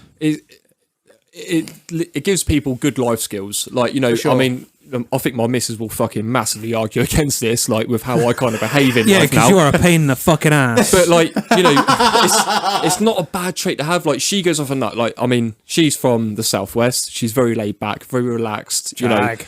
Now, obviously, when I'm going somewhere, like I don't get stressed about it, but I want to formulate a plan. You get want to things know packed, the like, ins and outs of a and- fucking duck's ass. Yeah, exactly. So, like, for example, we could be going down to the north coast of Devon for the weekend, and I'll be sitting there calculating how long it's going to take me to get down there, how long it's going to take to pack the car, etc., etc., etc. He And I'll owns work it That's down. the main Yeah. thing. He But the owns thing it. is, it's like second nature because once it's been drilled into you, like You don't know nothing else. You, Yeah. you just go with the flow, and that's Yeah. what it is. And it's not like I will say, okay, so we're going to go away Friday, we'll come back Sunday, blah blah. And there's like plan A, plan B, plan C, where she's like, oh, we're going down there. We'll be Yeah. back on Sunday, and I'm like, yeah, right. Have you packed this? So Have you got like that squared away? 1400 hours. Everyone gets that. Fucking make that joke. Right, Reg, I'll meet you at the field at 0700 hours. We'll get Which- ready. Get the 0700 actually means 0655 because 5 minutes before, all that sort of stuff. 5 Like, minutes before, 5 yeah. minutes before. No, I didn't know that. No, yeah, always Right. be on 5 minutes before. Army time, innit? 5 minutes before. So what I want to know is, where have you each been in your deployment? So deployments or stationing. Like we know you've been Canada. Yeah, and so that, but, like, basically where from- have you been with the army? Where does it take you? So for me, like with regards to regiment wise, my first posting was down at 3-6 at Maidstone. Then I went to 2-2 in Tidworth, and then from Tidworth I went to 3-5 in Germany. Obviously, when I was at 3-6, I went from 20 squadron to 50 squadron. So I went from two different squadrons in the regiment. Tidworth, I stayed with the one squadron. The same with 3-5. With regards to deployments, I deployed what you want to call peacetime stuff. So like exercising or peacetime deployment. So I did Kenya, which was up Pine Stick. So we were supporting the infantry groups out there, basically delivering the infrastructure for them to, have Do what they need an to effective do. exercise for what they were training for. I then went on That must have been Operation fucking hot down there. Kenya's fucking pretty warm, mind. I then came back, went to Cyprus on exercise Pine Stick. So that was like a construction tour for the engineers. So like we went out there and built like jetties and stuff for the decompression beach. We put in concrete pads for the boathouse to go on. we built a new road down towards where the hospital was on the back end of Akatiri. And it was doing various Cyprus is stuff. where they've got that middle border. It's not near Portugal or Spain, Reg. Doesn't A running Portugal? This Cyprus is in Italy, right? Yeah, so in Cyprus, we was on the Greek side, so we was south of the border. Yeah, that's it. Cyprus so has got two sides, hasn't That's it? right, yeah. So obviously the British forces still have a UN mission going on there called Tosca, is that right, Operation- James? Yeah. So Operation they, Pushback. Yeah, that's right, yeah. So they work on the buffer zone, just basically making sure the Yes, farmers Danny. don't fucking break the rules. He knows. But for us, it was more like, go out there, was doing a bit of work. We built a training facility and also I'm not going to say prisoner of war camp, because that's the wrong word. It was a detainee centre Yeah. for people that are out in the Middle East during that era. it was doing naughty, And actually, naughty do you know what, things. mate? It was fucking Naughty better boys. accommodation than we had. But anyway, by the by. So yeah, did Cyprus. Then we went to... Cheers, Ginge. Thanks for the beer, mate. We went to Jordan. So we did a lot of exercising out there with the Jordanians. And that's where predominantly all the search training was done before the blokes went on search I tours. thought you meant you were looking after like Harvey Price or something. As well. I'm pinned to shit in that. Don't make any jokes. It's not jokes, it's the fucking truth. makes my editing so difficult. So Jordan was a good one because the terrain that we trained in was very, very close to where we would have been in theatre in Afghanistan. And then obviously for me, it was Op Herrick. So I was in Afghanistan out there. And then after Afghan, I did Canada 3 times, which for me was great because, well, actually the first 2 times I went out there was as what we call temporary staff. So I was in a section called the Battis Engineer Park. So we'd go out onto the main prairie and we'd be doing all the infrastructure for the training that had happened that year. So we'd put all your battle trenches in, we put all your tank crossings, we put all the mechanised target pits that go in. So they like dig slots in the ground that have these like electric targets that would pop up for the tanks to roll through and obviously blow the shit out of all the rest of it. And then the third time I went out there was as an exercising troop on Pro Storm 1, which was as a battle group level exercising through the prairie. So yeah, deployments wise, that's the kind of shit I did. Ginge? Literally been all over. So for myself, got to Maidstone, 3/6 Engineering Regiment. Yep, basically got there in 2007, January 2007. Went to Afghanistan. That was my first posting. So September to March, winter tour. Sorry. And When you went out with Herrick 7 though, that was at a regimental level, wasn't it? That was 3/6's deployment, wasn't it? Yes, it was. Yeah. I'm not trying to like dig into the the best of it, but it interests me knowing what was being out there like. Obviously, out in the war zone, out in Especially like early on. yeah, because obviously you were out there in the So early way on before we pulled out. was how do we say it? So it was a lot more kinetic, a lot more shooting, less IEDs, less. So it's more like you walk through a roadside field and you got bombs. rounds coming your direction. Yeah, instead of- It's you against left and right. you. It's like effectively it's a wall. It's you Yeah. against you. still- There's no one still trying to can't trip see anyone them. up. You still can't see where they're shooting from. cool. Oh, but you're getting shot at. But you still can't see where they're shooting from. But you're not getting blown up as such.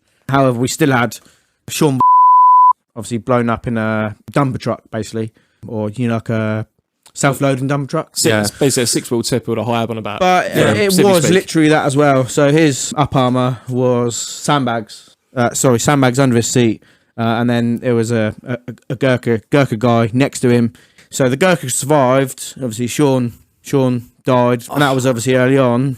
That's what I mean. I don't mean to speak ill of the British Army, but sandbags, it's not fucking sufficient. No, of course not. What do you got? I mean, Remember, it's like- as a civvy, back then it was sort of like, as you say, kinetic, less IED, but It was still there, yeah, it was still happening, The threat yeah. was still present. But it was still early days, like, obviously when Ginge went out there, like, a lot of the vehicles that went out, they were still using, like, snatches and They stuff, were using which the is like the fucking soft skin Land Rovers from, like, the Iraq like campaign you say, and the stuff. snatch like, Land Rovers that was like soft skin, no armament, no nothing. Well, in fact, you'll probably remember, wouldn't it, like, the support troop boys that were cutting around in the medium wheel tractors, or what we call loading shovels, like, they were just, like, your normal off-the-shelf JCB Yeah, just or like fucking literally- case machines Yeah. painted green. There was no, Yeah, like... so- Straight from JCB factory, straight painted NATO green, straight over to Afghan. So me and a couple other amazing guys, we all volunteered basically for that. We thought that was going to be amazing because we had a certain guy. I'm going to say his first name, Andy.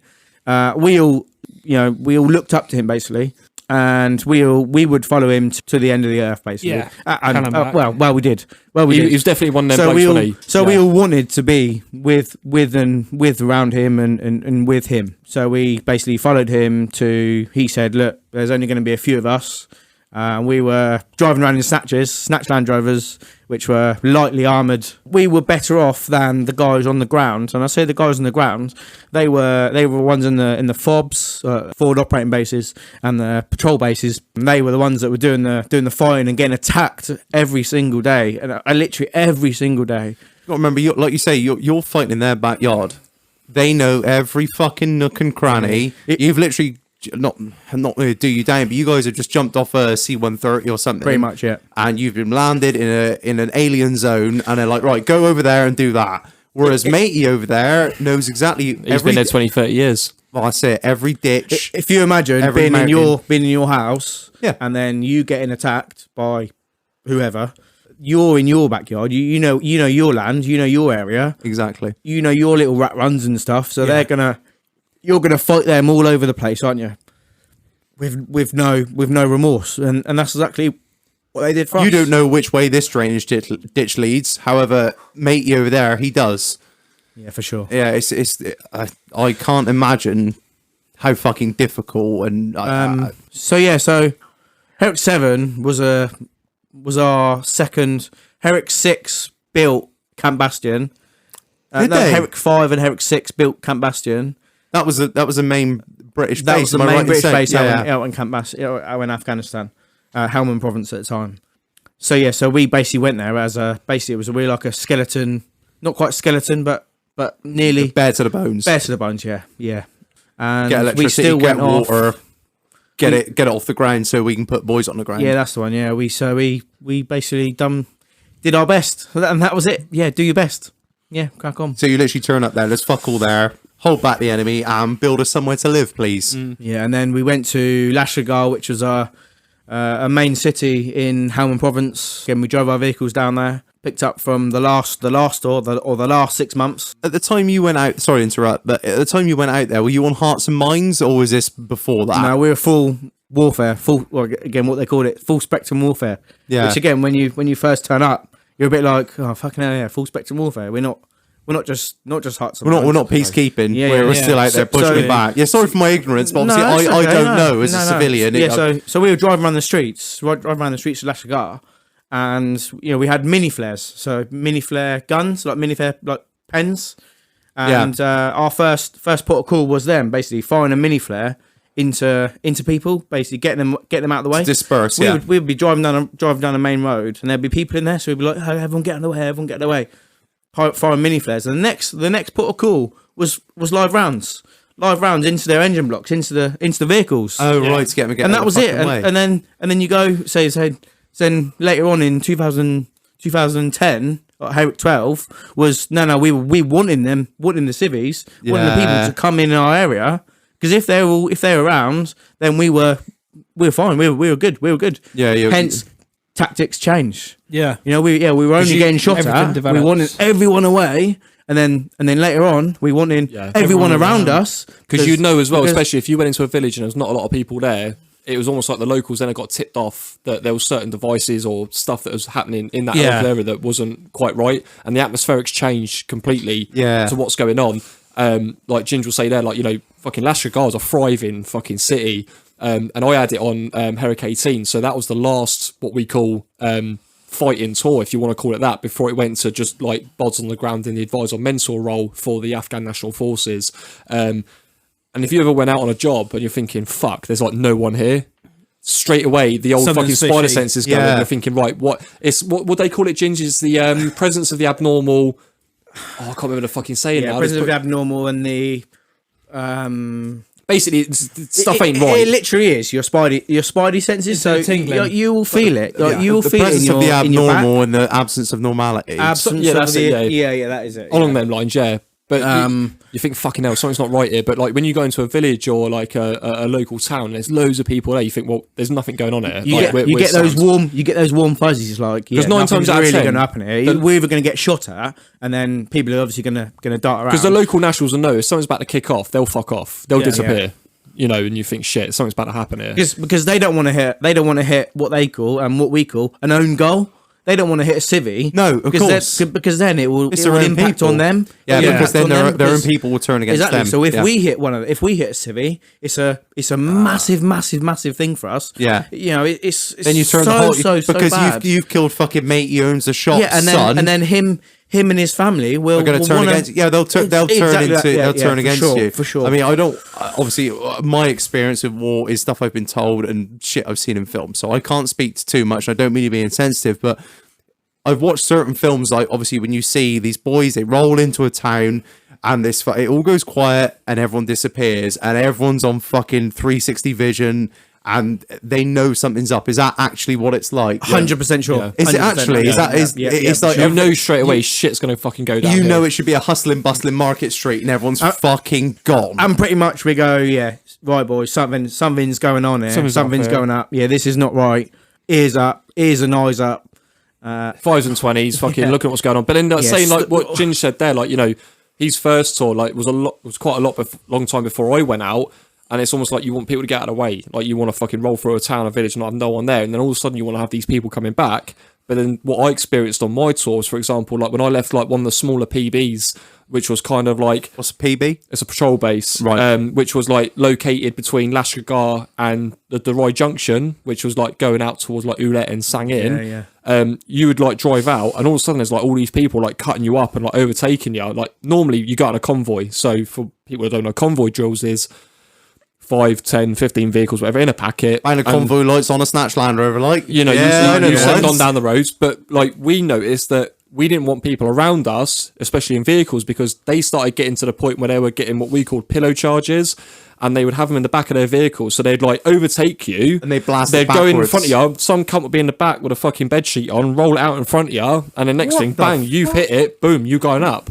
So it was forever changing out there. Like, Tactics forever changing. So Yeah. yeah, that they said, know they're going to learn. As you learn, they're going to Oh, learn. they're always evolving. They are always. not silly. Like I suppose we went out there to fight the Taliban, right? They're not So- a bunch of blokes in caves No, with no, fucking they- AKs from the Soviet War. They Not know at what all. they're fucking doing. And they've been there. Their dads and granddads have been there for the Soviet War, and then There's always been some conflict over that. Oh, mate, that country's been invaded and war torn for a long, long time. You'll never- that is you'll what never- they know. yeah, They know like war They know and how to conflict, and like their kids grow up to hate us. And do you know I what? I know think now- if I said this now, I think any bloke that's served out there will agree with what I say when I turn around and say, do you know what? Like, they were a bunch of fucking cunts, mine. But hats off, they were hardened, clever, tactical warfighters.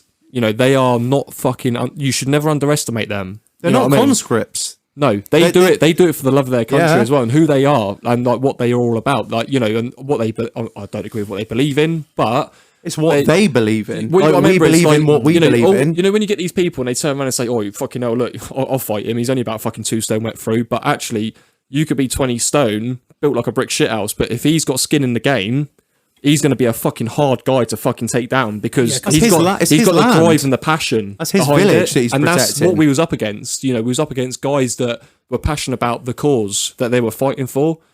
So it was a fucking hard one to fight. It's wasn't it? interesting because you have that mutual respect for them as well, don't Yeah. you? I mean, you're over in a foreign land. You're just at a day. What's in between your crosshairs, But The hardest thing between what we had and what they had was the fact that we went off of Geneva Convention, the rules of engagement, where they fucking didn't. Yeah. You know, and you that- had the Geneva Conventions. They had the Geneva Suggestions. yeah, exactly They that. could- And they that was the could just- hardest bit about it, wasn't it? So we literally They went could do in- whatever the fuck they wanted. It almost felt like you went in for a fight with one eye blindfolded and your hands behind your back. We got to remember that they are for lack of a better term, they're a guerrilla force. They're not an official. Like you a are militia.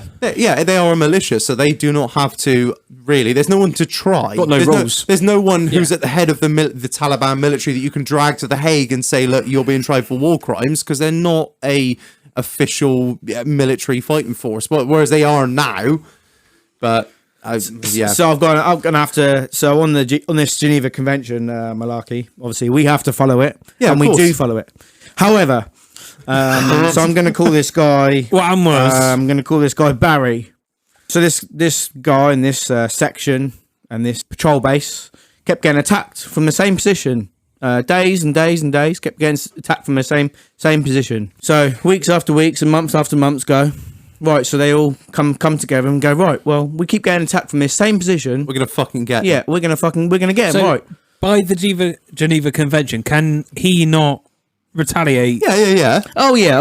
Okay, so this is what I'm getting to. So in the middle of the night, in the middle of the darkness, they run out, right? So we've got these bar mines, right? So it's Used for destroying tanks. About was 3 it- foot long, aren't they? yeah, about meter and 4 inches wide. 1.2. So it'll, if you're in a tank, it would fuck you up, proper fuck you up, right? So half bar mine or bar mine, or whatever. Sorry to interject, but they don't have tanks, do they? No, of course, but we still have those. You have we them- still have that munition. Nine times out of We've 10. got it in stock. Yeah, we of may as course, well yeah. use it. That was a big The big thing barman, of the us. barman was going out of service, but at that time, the British Army was still using it, especially in the engineer role, for breaching compound walls. Yeah, and for that's gaining it, entry 'cause that's into a big ass certain- explosive, Yeah, so that because can- put it this way, like I mean, It's on stock clearance. half the fucking Apache helicopters. If you started putting a 30 mic through a fucking compound wall in Afghan, it wouldn't even penetrate it because like just from mud, straw, Solid, and fucking cow absolutely solid. shit, Yeah. they're built like brick shit houses. Dense mind. Yeah, Yeah. but a bar mine, mate, easy. Like, see ya.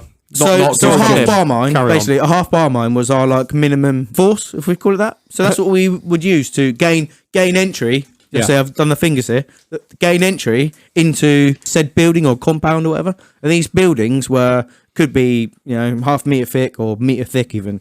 So anyway, getting contacted from this exactly the same point. So dug a big hole, put said bar mine or half bar mine or bar mine in this said hole, run det cord or cord back to our position. When they were getting contacted, Click, clack, boom. like that, click clack, yeah, boom, and then that was it. Never ever got contacted ever again from that position.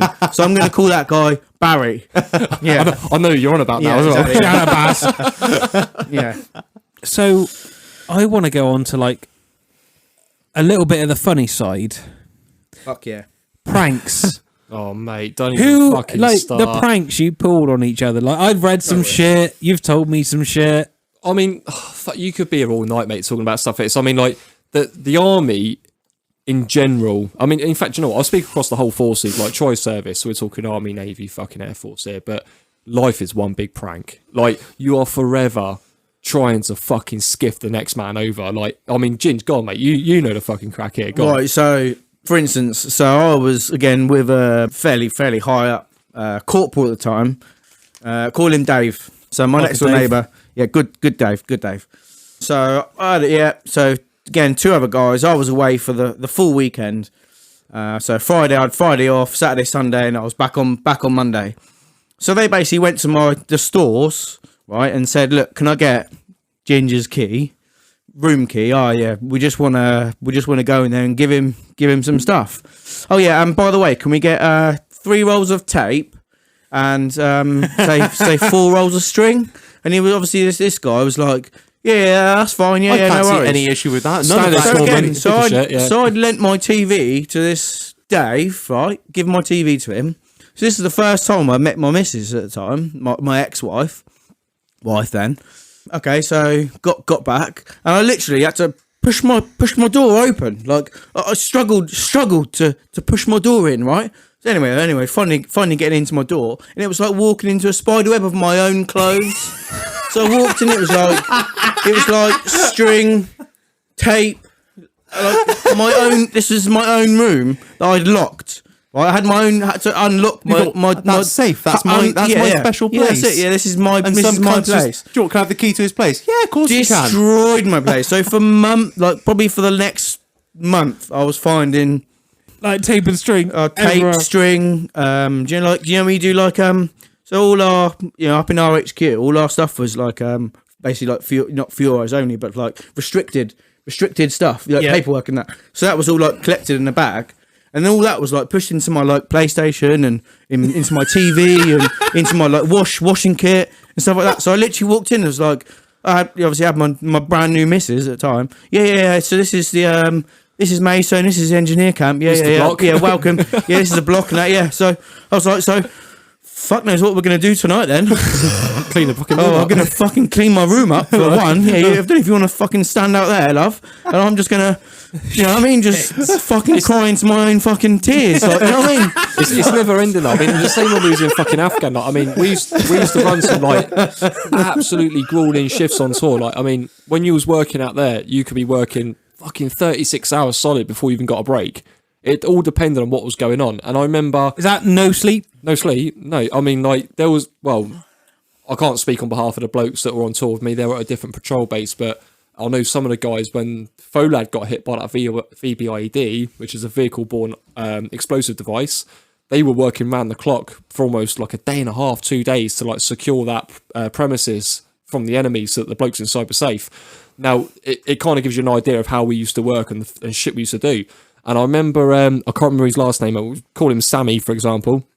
And he was, Keen or no? lovely fucking kid, really nice lad. And he'd been out working for fucking God knows how long. Now, obviously, Ginger will know, like in Afghan, we used to get like sandstorms. We used to get plagues of locusts. You know the shit you see in the movies? We get like a fucking plague of locusts for like in The Mummy and this and the other. That used to actually happen. So you got the plague coming down on you? Yeah, so like we was sitting there in this little fucking bedouin shit cunt camp that we'd made up in the corner of a compound, like, because it was rough as arseholes, wasn't it? We had everything we needed, and we've got this plague of fucking locusts coming through, and all the blokes are like bagging these locusts up, and like we used to have these things like called mozzie domes. So when you put like your camp cots up, you had like this mosquito net shaped tent that would sit on top of your camp cot, and you get in there over night time, zip yourself up, and you kind of knew you were safe from like anything that wanted to eat you. I got to put Chief in those usually because she gets bitten like a motherfucker. Well, when this plague of locusts come through, everyone thought it was a great idea to like bag them all up and stick them inside his mozzie dome. So we filled his fucking mozzie dome full of locusts. Now this poor cunt came back from doing like a fucking 12, 13 hour shift, and he's like opened his fucking mozzie dome up, it's full of locusts, and like, you fucking wanker. Anyway, so you should have fucking set a market stall up. Oh mate, well when Because they love that. the thing is, what comes around goes around. So Stereotype Marlowe. Sammy, Yeah, for in his sure. fucking Fucking right right. mind, went out and he found a shitload of. He found a couple of camel spiders, and he banged them in the that's DOS some bag. wild Yeah, you He- he put them in the DOS bag of the guy that he thought skiffed his fucking mozzie dome up. So when he's come back after doing his shift, he's climbed inside his fucking DOS bag, or sleeping bag, should we call it that? And there was camel spiders in it. Now them fuckers are like the size of the palm of your hand. Yeah, and they're if you nasty If you pieces don't know of what shit. a camel spider looks like, you should definitely Google what Yeah, go Google that Google. shit. Yeah, They're excuse me. But the thing is, it was like Jackass and Dirty Sanchez times by 100. Like the blokes did not fucking stop. Fair it was like, game. yeah, exactly. If you got skiffed over and you knew who did it, they are fair fucking game, and they were gonna get it 100 times worse, and then they get it, and then it come back on you, and it It's didn't a stop. never-ending No, it cycle. never Never fucking ending. stops. So again, I was down in I think it was like a range package. We were down in Weymouth, and I was fairly new. Way beefer. Yeah, way beefer.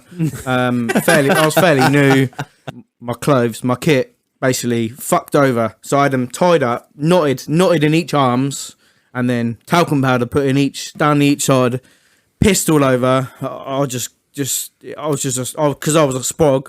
It was just, you just. Is what it is. Cunts. Yeah, Yeah. proper cunts. It was like, I right, don't go know, get I your was fucking down John Travolta's and your strawberry divvies on. We're going downtown. We're getting our fucking trapping gear on the go, and then you're like, yeah, nah, cheers, mate.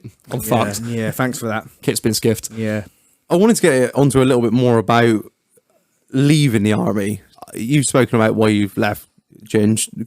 Keith, I can't remember where we went over it or not all those months ago, but what was your reason for leaving? So yeah, I kind of got to the point where I thought, look, this is not doing my fucking life no favours.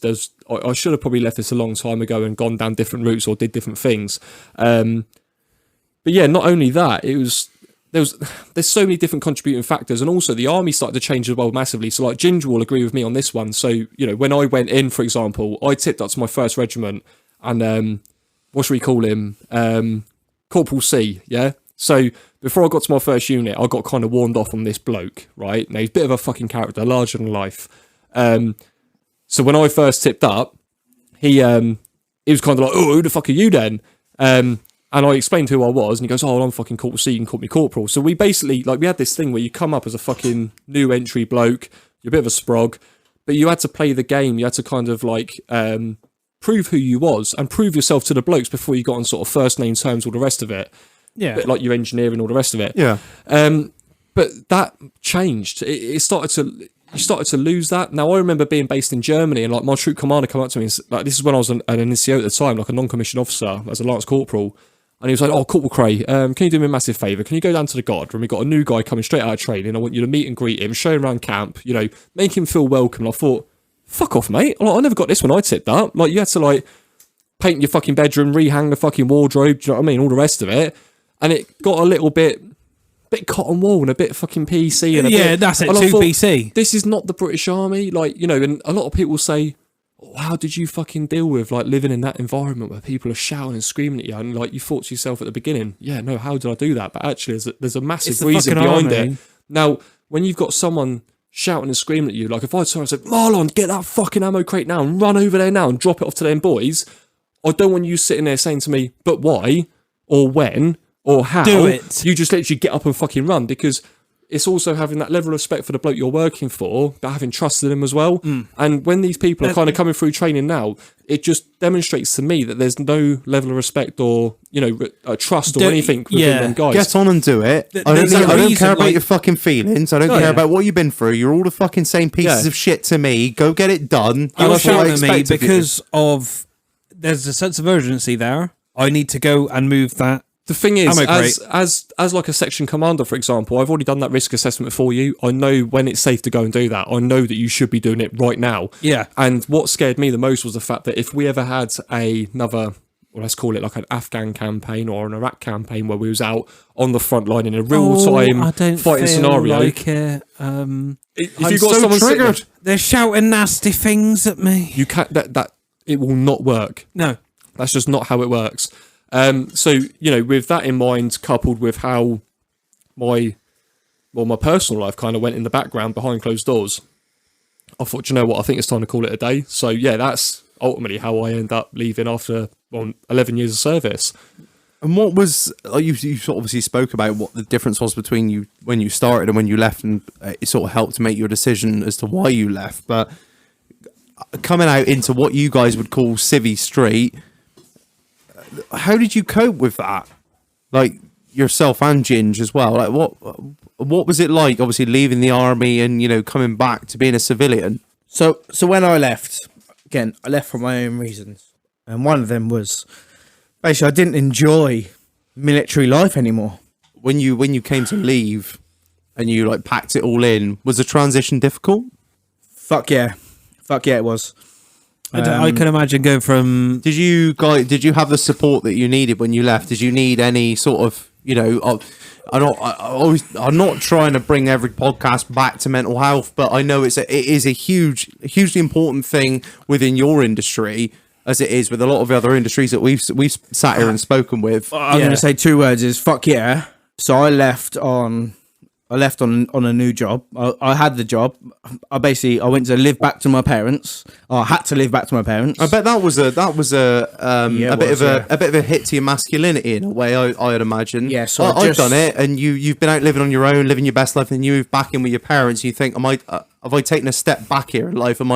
It was a massive step back. Yeah, I can imagine. I've done it, and I know how it feels. But I think at the same time, though, I mean, like it was kind of the same for me, but it's quite nice being back with your parents, because you know it's not permanent, it's only temporary. You do have that sense of security, but it's nice. And nothing beats mum's cooking. No, it's true. But it's telling everyone I've moved back in with my mum. Oh yeah, that's my own washing. That's what I struggle. That's what I struggle with is moving. Oh yeah, everyone's like, oh, you're out there living your best life, and then you're like, oh yeah, where are you living now? And like, oh yeah, back with my parents, and they're like, oh fuck, like kind of what happened. Again, the thing that probably people will miss is that's probably all you've known is you've gone from I'm not gonna. I suppose you've gone from mummy, right? You've gone from mummy to army, mummy and daddy to army to getting thrashed around and beat within an inch of your life, and then you're like, oh, well, now I'm back to fucking mummy again.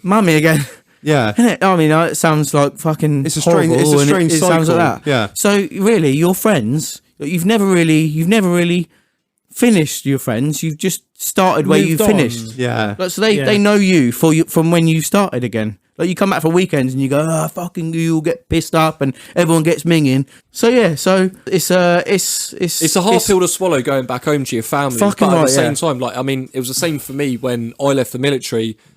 And do you know what? This is the kind of bit that kind of fucked me off massively. Was like, so when I got out, you know, I made that decision that, you know, a day's a day. I've done what I did. I didn't finish where I wanted to finish, but I thought, look, I've done all right. Cool out of what I've time on got. it. Yeah. But obviously, for unforeseen circumstances, you know, I didn't have a lot when I got out. It was literally me, my transit van, and what was packed in it. I got to a point in my life where I ended up phoning up the housing association and said, look, I need a house to live in. Like, you know, at the time, you know, I was a single dad with 2 kids. Okay, I was prepared to go out and work. You know, I found myself a job. I've got money coming in, but I did not have the funding behind me to get a house or put get a the home. deposit down. Exactly. Because like your deposit You know- is, what's that, 1.5 months rent or something? Yeah, Yeah, something no, hideous, isn't it? Yeah. I had nothing, mate. Like literally, even if I sold everything, it wouldn't be close to what I would have needed, and then I wouldn't have had. Like for example, everyone was saying, "Oh, go and sell your van. You'll get like 10 grand for that." Well, that's great, but then how do I get to work to earn the money to pay for Yeah. what I need to pay for? So I rang up the housing association, and the lady I actually spoke to was an ex servicewoman herself, and also I explained my situation. She went, "Look, with all due respect, like you're not entitled to nothing. Yeah. The best I could probably do for you is get you a 1-bedroom bed sit, and even Fuck that then noise. you'll probably be waiting the best part of 24 months before you get anything." And What you need to do is get pregnant. Then Yeah. you'll get well, a house. me and Ginge have tried this before in the squadron van. It doesn't In one, work. in one of your sexy parties. We've done docking and all the rest of it. It doesn't fucking happen. But I think the biggest 20 quid, insult 20 quid. was or reach round on a crisp pancake. Keen or no shag? we're keen, boy.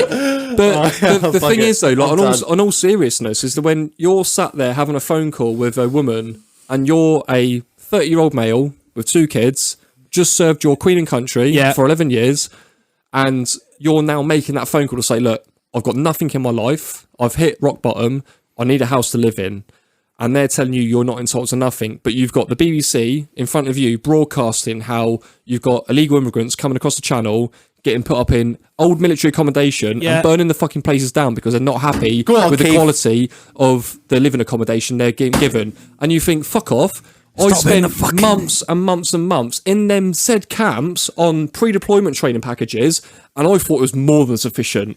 And I would have been more than happy as a homeless man at the time to get put in an old fucking Nissan hut, knowing that I've got a roof over my head, a bed under my fucking bum, right, and someone to keep my kit. Now, And I there's don't want to people out go... fucking moaning, but I was not entitled to fucking nothing. Now, look, I'm not one of them guys that expects. I know Ginger will second me on this. I don't want a fucking red carpet rolled out for me. I don't want to walk down the street and everyone sit there bowing, going, "Oh, you're a local fucking hero for what you've done." I'm a very humble guy, but I was entitled to fuck all. Do you know what I mean? We've left the military. You just Now- want what you're in. You feel It's not even entitled. I'm it's not an entitled It's not bloke. entitlement, but it's you think. I just want a bit of help. Yeah, that's it. You've put given. your Yeah. fucking everything, No, your you've soul into the country for put- the put it last this way, 10 like, fucking years. I mean, before- the least they can do is give you a fucking house. I don't want to like unravel some fucking deep emotions here because I know Ginger will fucking second me on this. But like, you know, when we signed up to the British Army, we writ out a fucking blank check to Queen and Country, which gave also our life. Do you know what I mean? And I was Yeah. prepared to put that on the line for the likes of you guys, for Yeah. this country, for what it was all about. And and it's not like trying to sound like some don't sort put of it on fucking there for us, Yankee. idiots. No, But at I'm all. not trying to sound like some sort of Yankee gun ho fucking film star here. But you know, we're Fuck your life! Bing bang! That was Ginge. but we're very proud men of who we are and what we do. And like, I would have gone to like, if someone said to me, "You get out there and fucking square that away," and I mean, you might not even come back, I would have fucking done it. But you come back to this country and you're like, look, I'm not a fucking sponge of society. I'm not sitting there fucking raping on the dole 24/7, gambling and fucking just spending my need money up my fucking roof nose. over my head I just so want I a can roof. go to work. Exactly. And then once I've spent a bit of time squaring my life away, in the next 6 to 12 months, I'll find my own fucking private accommodation Yeah. and I'll rent it and then I'll buy my own house and I'll get back on the ladder. I Yeah. just need that little bit of a fucking help to get started. And we've got the same thing going at the minute with the Commonwealth soldiers. Like, fuck me, Yeah, there's fucking Fijian hell. boys that have served this country, Gurkhas, like that, you fucking name it. And they're now having to pay fees in excess of thousands of pounds to remain in the UK after serving this country. Nah. And that's just them. Like, their families get fucked off. What's that guy in a minute? Is it Mercer? I can't remember his fucking name now. I feel really. I should have looked into this. So I've got a guy. He was already on our search team. I'm gonna say Izzy. His name's Izzy, and he's obviously Fijian. He's now a staff sergeant or sergeant in the British Army.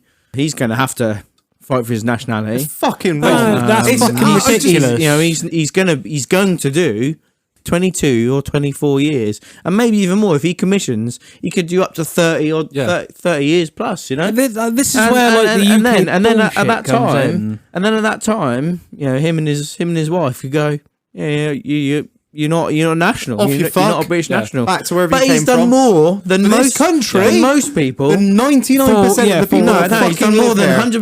100% in this country has ever done for this country. What you got to do is people And- like and him that's- give up everything back at home. They give up their family life. They leave. Like, I remember right, so obviously for me it was a little bit different because I lived out in Spain as a kid, and then I came back to the UK, hence how I met Reg. ¿Qué tal? Yeah. Arriba. Buenas noches, maricones. But yeah, so we Pendejo. like dickhead. So like it was hard leaving home to come back, but like, you know, I know what the feeling of being homesick's like. And then what you got to remember is I came back to the UK on my own, and then I fucked off to the British Army again on my own, and like my family are still living out in Spain. So for these guys to pack up everything they've got back in the Pacific Islands or in Nepal or whether it's in like the other Commonwealth countries, they've left coming to all fight for and us. they've come to our country to serve our crown. They've come to serve the Queen and country, mate. Like they're going out on deployments left, right, and centre. I'm not being funny, and they're not but, entitled to fuck all. It's bad. They're bullshit. not what they're fighting for. It's got fuck all to do with them, Yeah. apart from the little corner of their flag that has a Union Jack in Yeah. it. And I think, like, obviously back in It makes when- my in fucking the- piss boil, mate. It's in the early disgusting. 2000s, It is what fucking disgusting. Joanna Lumley was fighting for the Nepalese, That's right. the Gurkhas, Yeah, Gurkhas. to have the right to remain in this country after At the serving. moment, I don't think they have any rights to It's the fucking- British I- Isles. it- I don't it's think fucking they- wrong. And again, same thing. They don't have any rights staying here, And which ju- most of them live here. Yeah. and they live and And the fight worst here. thing- and the The worst thing amount about of it effort is want they've to put be here. in, the amount of effort they've put in to this country, they've worn the uniform, deserve they've a deployed, they've done what they have to do, fucking yeah. right. They deserve, like Now- you say, more than 100% of the people that fucking live here. If they put a Gurkha or a Fijian bloke up in a 4-bed house next to me that was bigger, more expensive than mine, that was given to them by this country, I'd fly the fucking flag for them. And I tell you what, That's it. you know what and if they got given that, they Yeah, would be for- like, well, okay, I need to do something back to you. They would Yeah. be like, Yeah, that's it. They Yeah, still they'd feel be like they gotta give I back. don't think I No. deserve this. I need to go and work for them or work harder to do No. that to earn my own money. They've they've always- done more yeah. in fucking 1 month out there or serving our country than I'll do in my lifetime. So Yeah. that's all I'll we say. are That's pieces of 100%. shit. That's for sure. Yeah. There's always been a bit of a fucking thing in it, and I mean, a lot of people made these comments about me. Oh, fucking Keith will come on and say how it is. Sit down, boys. Brace yourself. Here it comes. Right? Fuck your life. Bing Now- bang. And I don't give a fuck if it's a touchy subject, and I think a lot of people that are listening today will fucking agree. So, we've got a massive problem with immigration, right? And I'm going to fucking hit this hard now. Now, I fully understand that people want to leave a place that is a fucking shithole, right? We wouldn't want to be there. Like I've been and worked in similar situations, and I think, do you know what? Fair play. But what fucking ruffles my feathers is it's not even just blokes that have served this military. You know, we've got people in Great Britain that they struggle in life in general. You know, they've got hard times.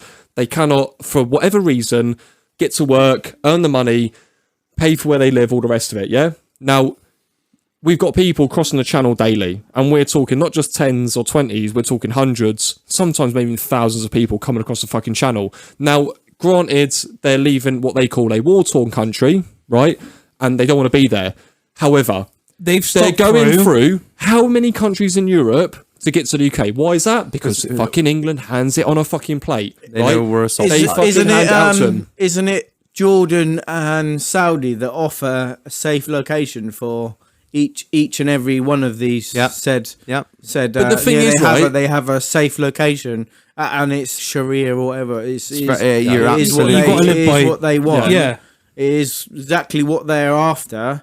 but yet they still want to travel to No, because Britain. England's free money. What fucking free pisses money, me yeah, off you got is the best life here. I And I'm not would- against that either. Yeah, but sorry, what I'm not saying is against that. 95% of the people that come over on these fucking dinghies and boats. Now, don't get me wrong. I mean, I've crossed the channel on a fucking ferry, and that's bad enough. Yeah, coming it's across on a hideous, fucking isn't it? dinghy. On that like, do DFS you know what? fucking Seaways, mine. Fair fucking dicks here. If you get if you're prepared to come across on a fucking canoe or a lilo, you got some balls about Yeah. ya. But when they're landing on the beaches of the UK coast with their Dolce & Gabbana t-shirts and their fucking Armani trousers, their Nokia fucking phones and the fucking Apple iPads and all the rest of it, you don't see a fucking woman or kid in sight. Rarely. Because, yeah, you do see them, but not as often. And it's all like what I'd call fighting age males. Fighting age And the males. second they get to this fucking country, all they do is moan about the facilities that we're providing to them. And you think, fuck off, cunt face.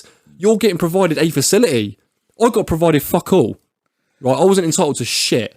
Right? And you're getting given, right, it's a 120 man billet in fucking Folkestone. Who gives a fuck? You've got hot water, you've got a bed, you've got a locker, you've got somewhere to have a fucking wash. When you I first wasn't even got- told to that. I'm gonna say, when you first got out to Afghan, do you have hot water? Mate, we was lucky to shit in a bucket. Yeah, when I first got out there, so we went to a place called Musakala, and Musakala got taken over, taken from the Paras, and the Paras got, and you can look it up, the Paras got marched out of Musakala. That was a fucking bad time. Yeah, that. and that was pre Herrick 7. So Herrick 7, we then took it back. We were then living from basically bottles of water. The bottles of Shit. water that we got dropped, air dropped to us, and if they didn't quite get to us, we couldn't go down the. So we were in a place called Roshan Tower, and basically it was an old Russian fortification. Yeah.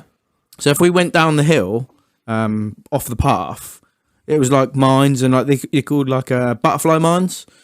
Do you remember Yeah, I remember, butterfly yeah. mines? Basically, they look like a little butterfly. Is that If you- Russian mines? Yeah, Yeah, yeah, it's all legacy stuff. Russian, all legacy stuff. Yeah, and there'd be like old Russian boots there, and old like Shit. you know, like stuff that's been there for years Like and a years. fucking and years. museum in the desert, mate.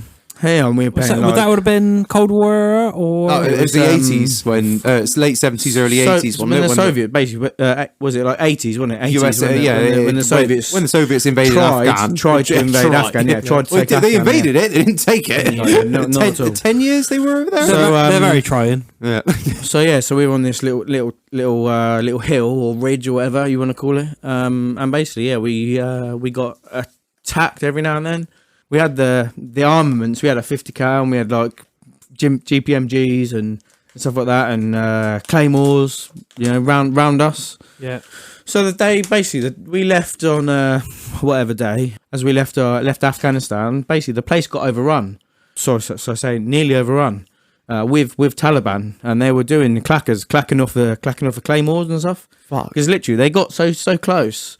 And That was your last and line of it's in the defence. sun. It's in the sun. Roshan Tower. Still, no, I don't think no casualties or anything. But yeah, it was like, we did some extra fortifications on there. Obviously, we were on there, Royal Engineers, doing some digging and made the place made it a Sorted better some place. shit out. Basically, yeah, sorted it out. Yeah, made them an ammo dump and stuff like that. But yeah, it's in there like I think it's like a 16, 17 day siege. Basically, they got smashed every single day for like 16 or 17 days. Managed to survive and managed to crack on. But yeah, it's in the Sun. Yeah, Sun newspaper. Yeah. That's when it got really bad, and it was like conservation of ammunition as well. Like blokes were fucking threatening that it was going to run out of fucking ammo as well, wasn't it? Like the blokes were But like again, counting the but fucking rounds. Well, like, we weren't, we weren't shaving. Like water was our water. To drink. It wasn't for yeah, anything it else. was- but that's drinking. it. Yeah. we had You like, weren't washing your bollocks or your face. no. That was like going down your neck, and that is it. Well, we had an inventory. Was he like a troopy? Our boss basically, and he was like, no, we've not got enough water, so yeah, no washing today, no washing. So we're all going to Drink it. just drink That's it. what you can. We had a little gym. in the it was like a It's like you see in all those American films where it's like a bar and then there's some weights on the end of a fucking piece of basically Fucking we made our own. Super Bowl Basically, yeah. basically we're there for like say a month. So we're like, well, what the fuck else are we gonna do? We're all gonna get we'll walk around the probably 100 square meters what we had, and then we had like a little compound. So we just Make a house a home, didn't you? Made our little boudoir, didn't we? Yeah. And to be fair, I think if any deployment you went on, like if you went to any like patrol base, whether it was like a fucking 10 by 10 square meter patrol base or like a fucking massive mob, which was your main operating base. Main operating base, yeah. Any call sign that knew its worth would always get in touch with the engineers. Like we had it in fucking Lashkar at the Rye Junction. We used to have the special forces lads and the BRF boys come in quite a lot because they used to operate out of our camp and like go to like the Pakistani border and all the rest of it. And the second they tip up, they're like, right, where's the engineers live? And you get all these infantry call signs going, oh man, come and live with us. And they're like, no, not interested in you boys. Where's the fucking sappers? Because they come down there and we'd be like, right, what do you want? You want toilets? You want a fucking shower block? You want this? You want that? We'll fucking square you up. And we'd go out there and fucking bang in a few desert roses for them to go and piss in. We'd put them like a little fucking camp area. We'd square them right away. And then they'd bring us all the fags and the cans of pop and the beef jerky and the chewing tobacco and all the rest of it. Because they were flying in there all the time. Like, you know, so for us to go and knock up a little shower block, like we had plumbers and chippies and all the rest of it, we'd square them away. Like, they were the alliest cunts on fucking tour. Like, 2 hour job for you, but meant the fucking world to them when they were there. Yeah, so they knew that they'd fly into where we was. I mean, obviously earlier days, like you say, when Ginge was out in certain places, it wasn't quite like that to a certain extent. But like when we was out there, we'd find time to like make time for them, you know, like make their life a lot easier. And also like we'd be sat around in the night time with the old fucking ammo tin where the fucking 50 cal rounds we sat in, burning up like a little bonfire. We'd have a ping pong table going on. We were sitting there shooting the shit, chatting, spinning dits, like, you know, sharing war stories and whatnot. And we'd be living the fucking high life, you know. We got fresh cans of pop, mate. We got fresh fags on the go. We're not buying the fucking token jingly fucking asbestos rods. Jinglings. We got like Lambert fucking Butler silver on the go. Do you know what I mean? We're living like fucking kings, mate. Was it Pines, wasn't it? That's it, Pines. Oh no, Pines. they were fucking Mate, idiots. I was that silly You cunt. smoked 10 of them, you don't I smoke used for to about 6 buy months. Pines, right? And I bought, I think it was, you could get 300 sleeves home.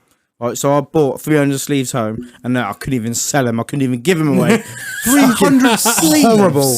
Yeah, sleeves, yeah. So that's like 6,000 fags. No, It was a lot. It was. I bought as much as I could. Literally, I got as much as I could get home. So I was like, I'll sell them. Yeah, no worries. Yeah, and everyone was like, you take 200 from me. Yeah, I was like, happy days. Yeah, no worries. Fucking got home. They were like, here's your 200. Got home, mate. I couldn't even sell them. I couldn't even. My civvy mates were like, They were fucking horrible. Not even fucking camel style. You know, I used to work down at the Chinese. I did that in fucking. mate. I was out in Jordan. When I was saying we was on exercise out there, like it was the search teams that would go out and do like their training out in Jordan, the Middle East. And we used to fly into Aqaba. So we used to fly in, and then we'd have like the main ship come and meet all our kit at the port. We'd unload all our fucking kit, and then we'd go out to where we was training, right? And we spent fucking couple of months out there, putting all the infrastructure in, building all the fucking search lanes, all the rest of it. Now at the end, obviously the main body would fly back to the UK, and then it'd be like the engineers kind of left behind, and then we'd like load all our machines up onto the ship. That would go back to the UK, it'd meet us there a couple of months later, and then we'd fly back. And I remember being back in Maidstone, and my chief staff was like, right, you got to go down to Marchwood, which was where the fucking ship would come in, and we'd offload like our graders, 3CXs, excavators, all the rest of it. And obviously when I was out there, obviously, apologies to anyone who was listening, I went on a bit of a shopping spree, right, and I bought fucking 20,000 fags, I think it worked out to. Now, obviously, everyone's like, oh, you'll never get that back. You'll never get it back because, like, blokes used to store them in the fucking CES bin. So a CES is like your complete equipment schedule. So that's like your tools for that vehicle.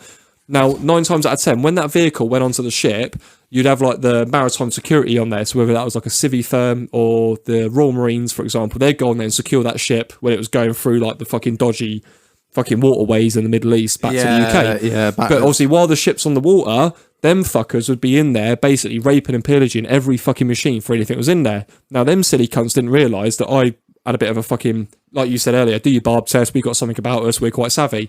So what I used to do was on the machines, where we had our spare wheels, I used to split the beads, take the rims apart. Ginge knows what I'm on about straight away, right? So you used to pack the fucking tyres full of fags and anything you want to smuggle back to the UK. Weapons. Allegedly. From what I've heard. Yeah. So you put the bead back together, run a bit of grease around it, pump the cunt up for like, cut the bar, and then stick it back on the machine. And now, obviously, they're pretty fucking solid, aren't they? They wouldn't sit there and think, oh, we'll take the spare tire apart and find all this fucking shit, like, smuggled back to the UK. And, like, yeah. So I got a phone call, and they were like, right, you need to go down to Marchwood, pick these machines up. And what we'd do is we'd bring them back to camp. We would wash them, clean them, grease them up, service them. And that's when they went back to, it's like somewhere near Bicester or something, innit? Where there's Bicester, like a big yeah. fucking area where they Vehicle hold, pool. yeah, they hold all our kit. But obviously, when it come back to camp, it was like, right, we're going back down tonight about 10 o'clock, fucking open this fucking spare tire up. Oh, mate, had a fucking killing out of that. Allegedly. No. Oh, fucking Right, hell. Right. I think we're squared off, aren't we? Yeah, I got a couple of shout outs to do. Just want to shout out to Andy Edwards. Keep her lit, Shag. Good luck in your new job, mate. Driver. Miles and Samo. You keep doing you, boo. And then Russell Davies. It's got a big ass thing coming out. Oh now. shit! Oh, you gonna honestly? Marlon told me about this tonight. I've had nothing to do with this. It's been on the Facebook, and I don't run the Facebook. This No, has it's been on my personal Insta. Oh, sorry, Marlon's personal Instagram. It is fucking you. Honestly, boys, you wait till you see this. It's gonna be fucking incredible. The things that people will do for this show never cease to amaze me. So And the commitment, mate, is what's it called? unrivaled, boo. Unrivaled. You put that Budweiser glass down, you can. That's it. It's a red stripe glass I because you don't- haven't got any Budweiser glasses. I don't- You absolute cunt. I can't have them all, Marlon. I have about 400 glasses, and you wanted the one beer that I can't find glasses for. You got taps for though. All right, if anyone out They are there has got any stunning. Budweiser glasses, please donate them to the worthy cause that is the Doghouse. DM us or fucking send your shipping address. Boo, please. Yeah. Russell's got some big shit coming up, and it's going to be absolutely banging. So yeah, I think that's us squared off. Gentlemen, you got any shout-outs to do? Yeah, well, I think before we fucking like completely wrap it up, I want to. Well, first of all, massive shout out to Bruce's shooting. He fucking squared me up this week. Like he's been on the fucking net and he's been sort of sending us a few voice notes and some Got very, his dick out very. again. Well, mainly his friend, but what a fucking guy, top lads, and like Bruce. I know you're gonna listen to this, mate, but when you're over, let's get squared up. Let's get on the Fuck's sesh. sake, Bruce. Stop with your fucking excuses. Get over it. Let's get I'm fucking sorry 30-day that- pants drunk and fucking get on the piss, mate. I'm Like, sorry that you live in a socialist country that won't let you leave. It's a sorry state of affairs, but please get over it when you can because we're very much looking forward to it. Yeah, no, he's. Do you know what? Like, I added him quite a long time ago, like purely through the Doghouse. Like, obviously he's following all the rest of it, and like, yeah, we got chatting a couple of days ago, and yeah, fucking top lad. But also, massive shout out to Reg and Marlon for having us back on again, but also everyone that listens in, like all those guys that fucking take the time out of their fucking day to listen to this shit. We would not be here if it was not for them. And also massive shout out to my fucking right hand man Snaker, who's obviously not here again. It's very disappointed about, but yeah, we'll get back on again together on one night, and I hope that we can have a fucking good You'll night. be here. together forever in electric. I feel like we it's been a long time since I've had him on, and I'm fucking missing him, man. Like he's got to come back on. Oh, he'll be back once again, like the Renegade Master. Don't Ginge. you worry. Yeah, so I just want to, I suppose, put a dampener on it. Really, I want to put out to again, R.I.P. Stokesy, which is a big thing for me. And anyone that's listening, I want to do a big thing about Stokesy. Stokesy, he was a massive comrade, if not brother, to me and probably Keith. Well, this is Luke, who we unfortunately lost not long before Christmas when we So came in and again, done he that one. So yeah, good lad. yeah, top banana. Was in my trooper, free squadron, free troop. Sadly, took his own life. So yeah, I'd like to put this to him. Thank you very much, guys. Yeah. Thank you very much for having me. Sorry. Thank you for No, it's letting me fine. on. This one's for you, Stokesy. Yeah, thank you very much. Yeah, No. nice one. I Yeah, really- I think we tonight. I mean, we kind of came on and like before we started, there's this whole thing of like, how are we going to kind of structure this and what we're going to go with? And like, to be fair, like Reg and Marlon have been fucking great. Like we've pulled out some amazing fucking questions. I think we've got some good answers. You've got But, the like, content. We just pull it out. do you know what? I think that's all we do. Like even like when we got to the first half and we're stopping for a break and we're going, fuck, we've been an hour in already. Like we've been waffling some fucking crap. But like I know before this kind of came on, like me and Ginger have been talking and we kind of said like what we're going to go over. And even though I don't think we want to get into the fucking real depths of like the mental health stuff, but with the British military, it's I'm not saying it's different to other people, but you know, we kind of go through the things we do in a kind of different light, and we did want to kind of make a massive mention to, you know, Luke Stokesy. Do you know what I mean? Like, you know, with unfortunately losing him, and there's obviously other people as well that, you know, we've kind of known, or other people we don't know of. Like, you know, they've done their bit, and you know, unfortunately, you know, kind of come out the run of the mill, and they've lost their battles with you know, what they've been dealing with. But yeah, some mad shout outs to everyone, and it's not even just them guys that are no longer with us, but their families as well. You know, they're the guys that are still fucking pulling it together, and yeah, they've done their bit, haven't they? So we will build a support network for everyone. Mate, massively. I mean, this podcast, mate, it's gone from like two fucking spastics in a shed chatting shit, right? Fuck your life! Bing bang! And that's fucking giving you a fucking good name, but no, and it's Right, like Keith's cancelled now. Keith's cancelled. happy days. I'll go home and get some sleep.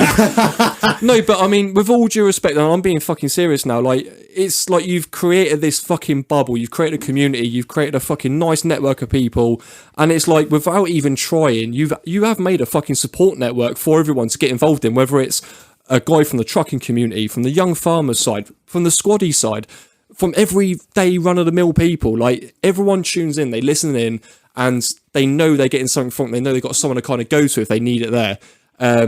Yeah, they honestly, fucking fair shouts to you boys. Like, without even knowing what you've done a fucking good thing. You've done a great thing.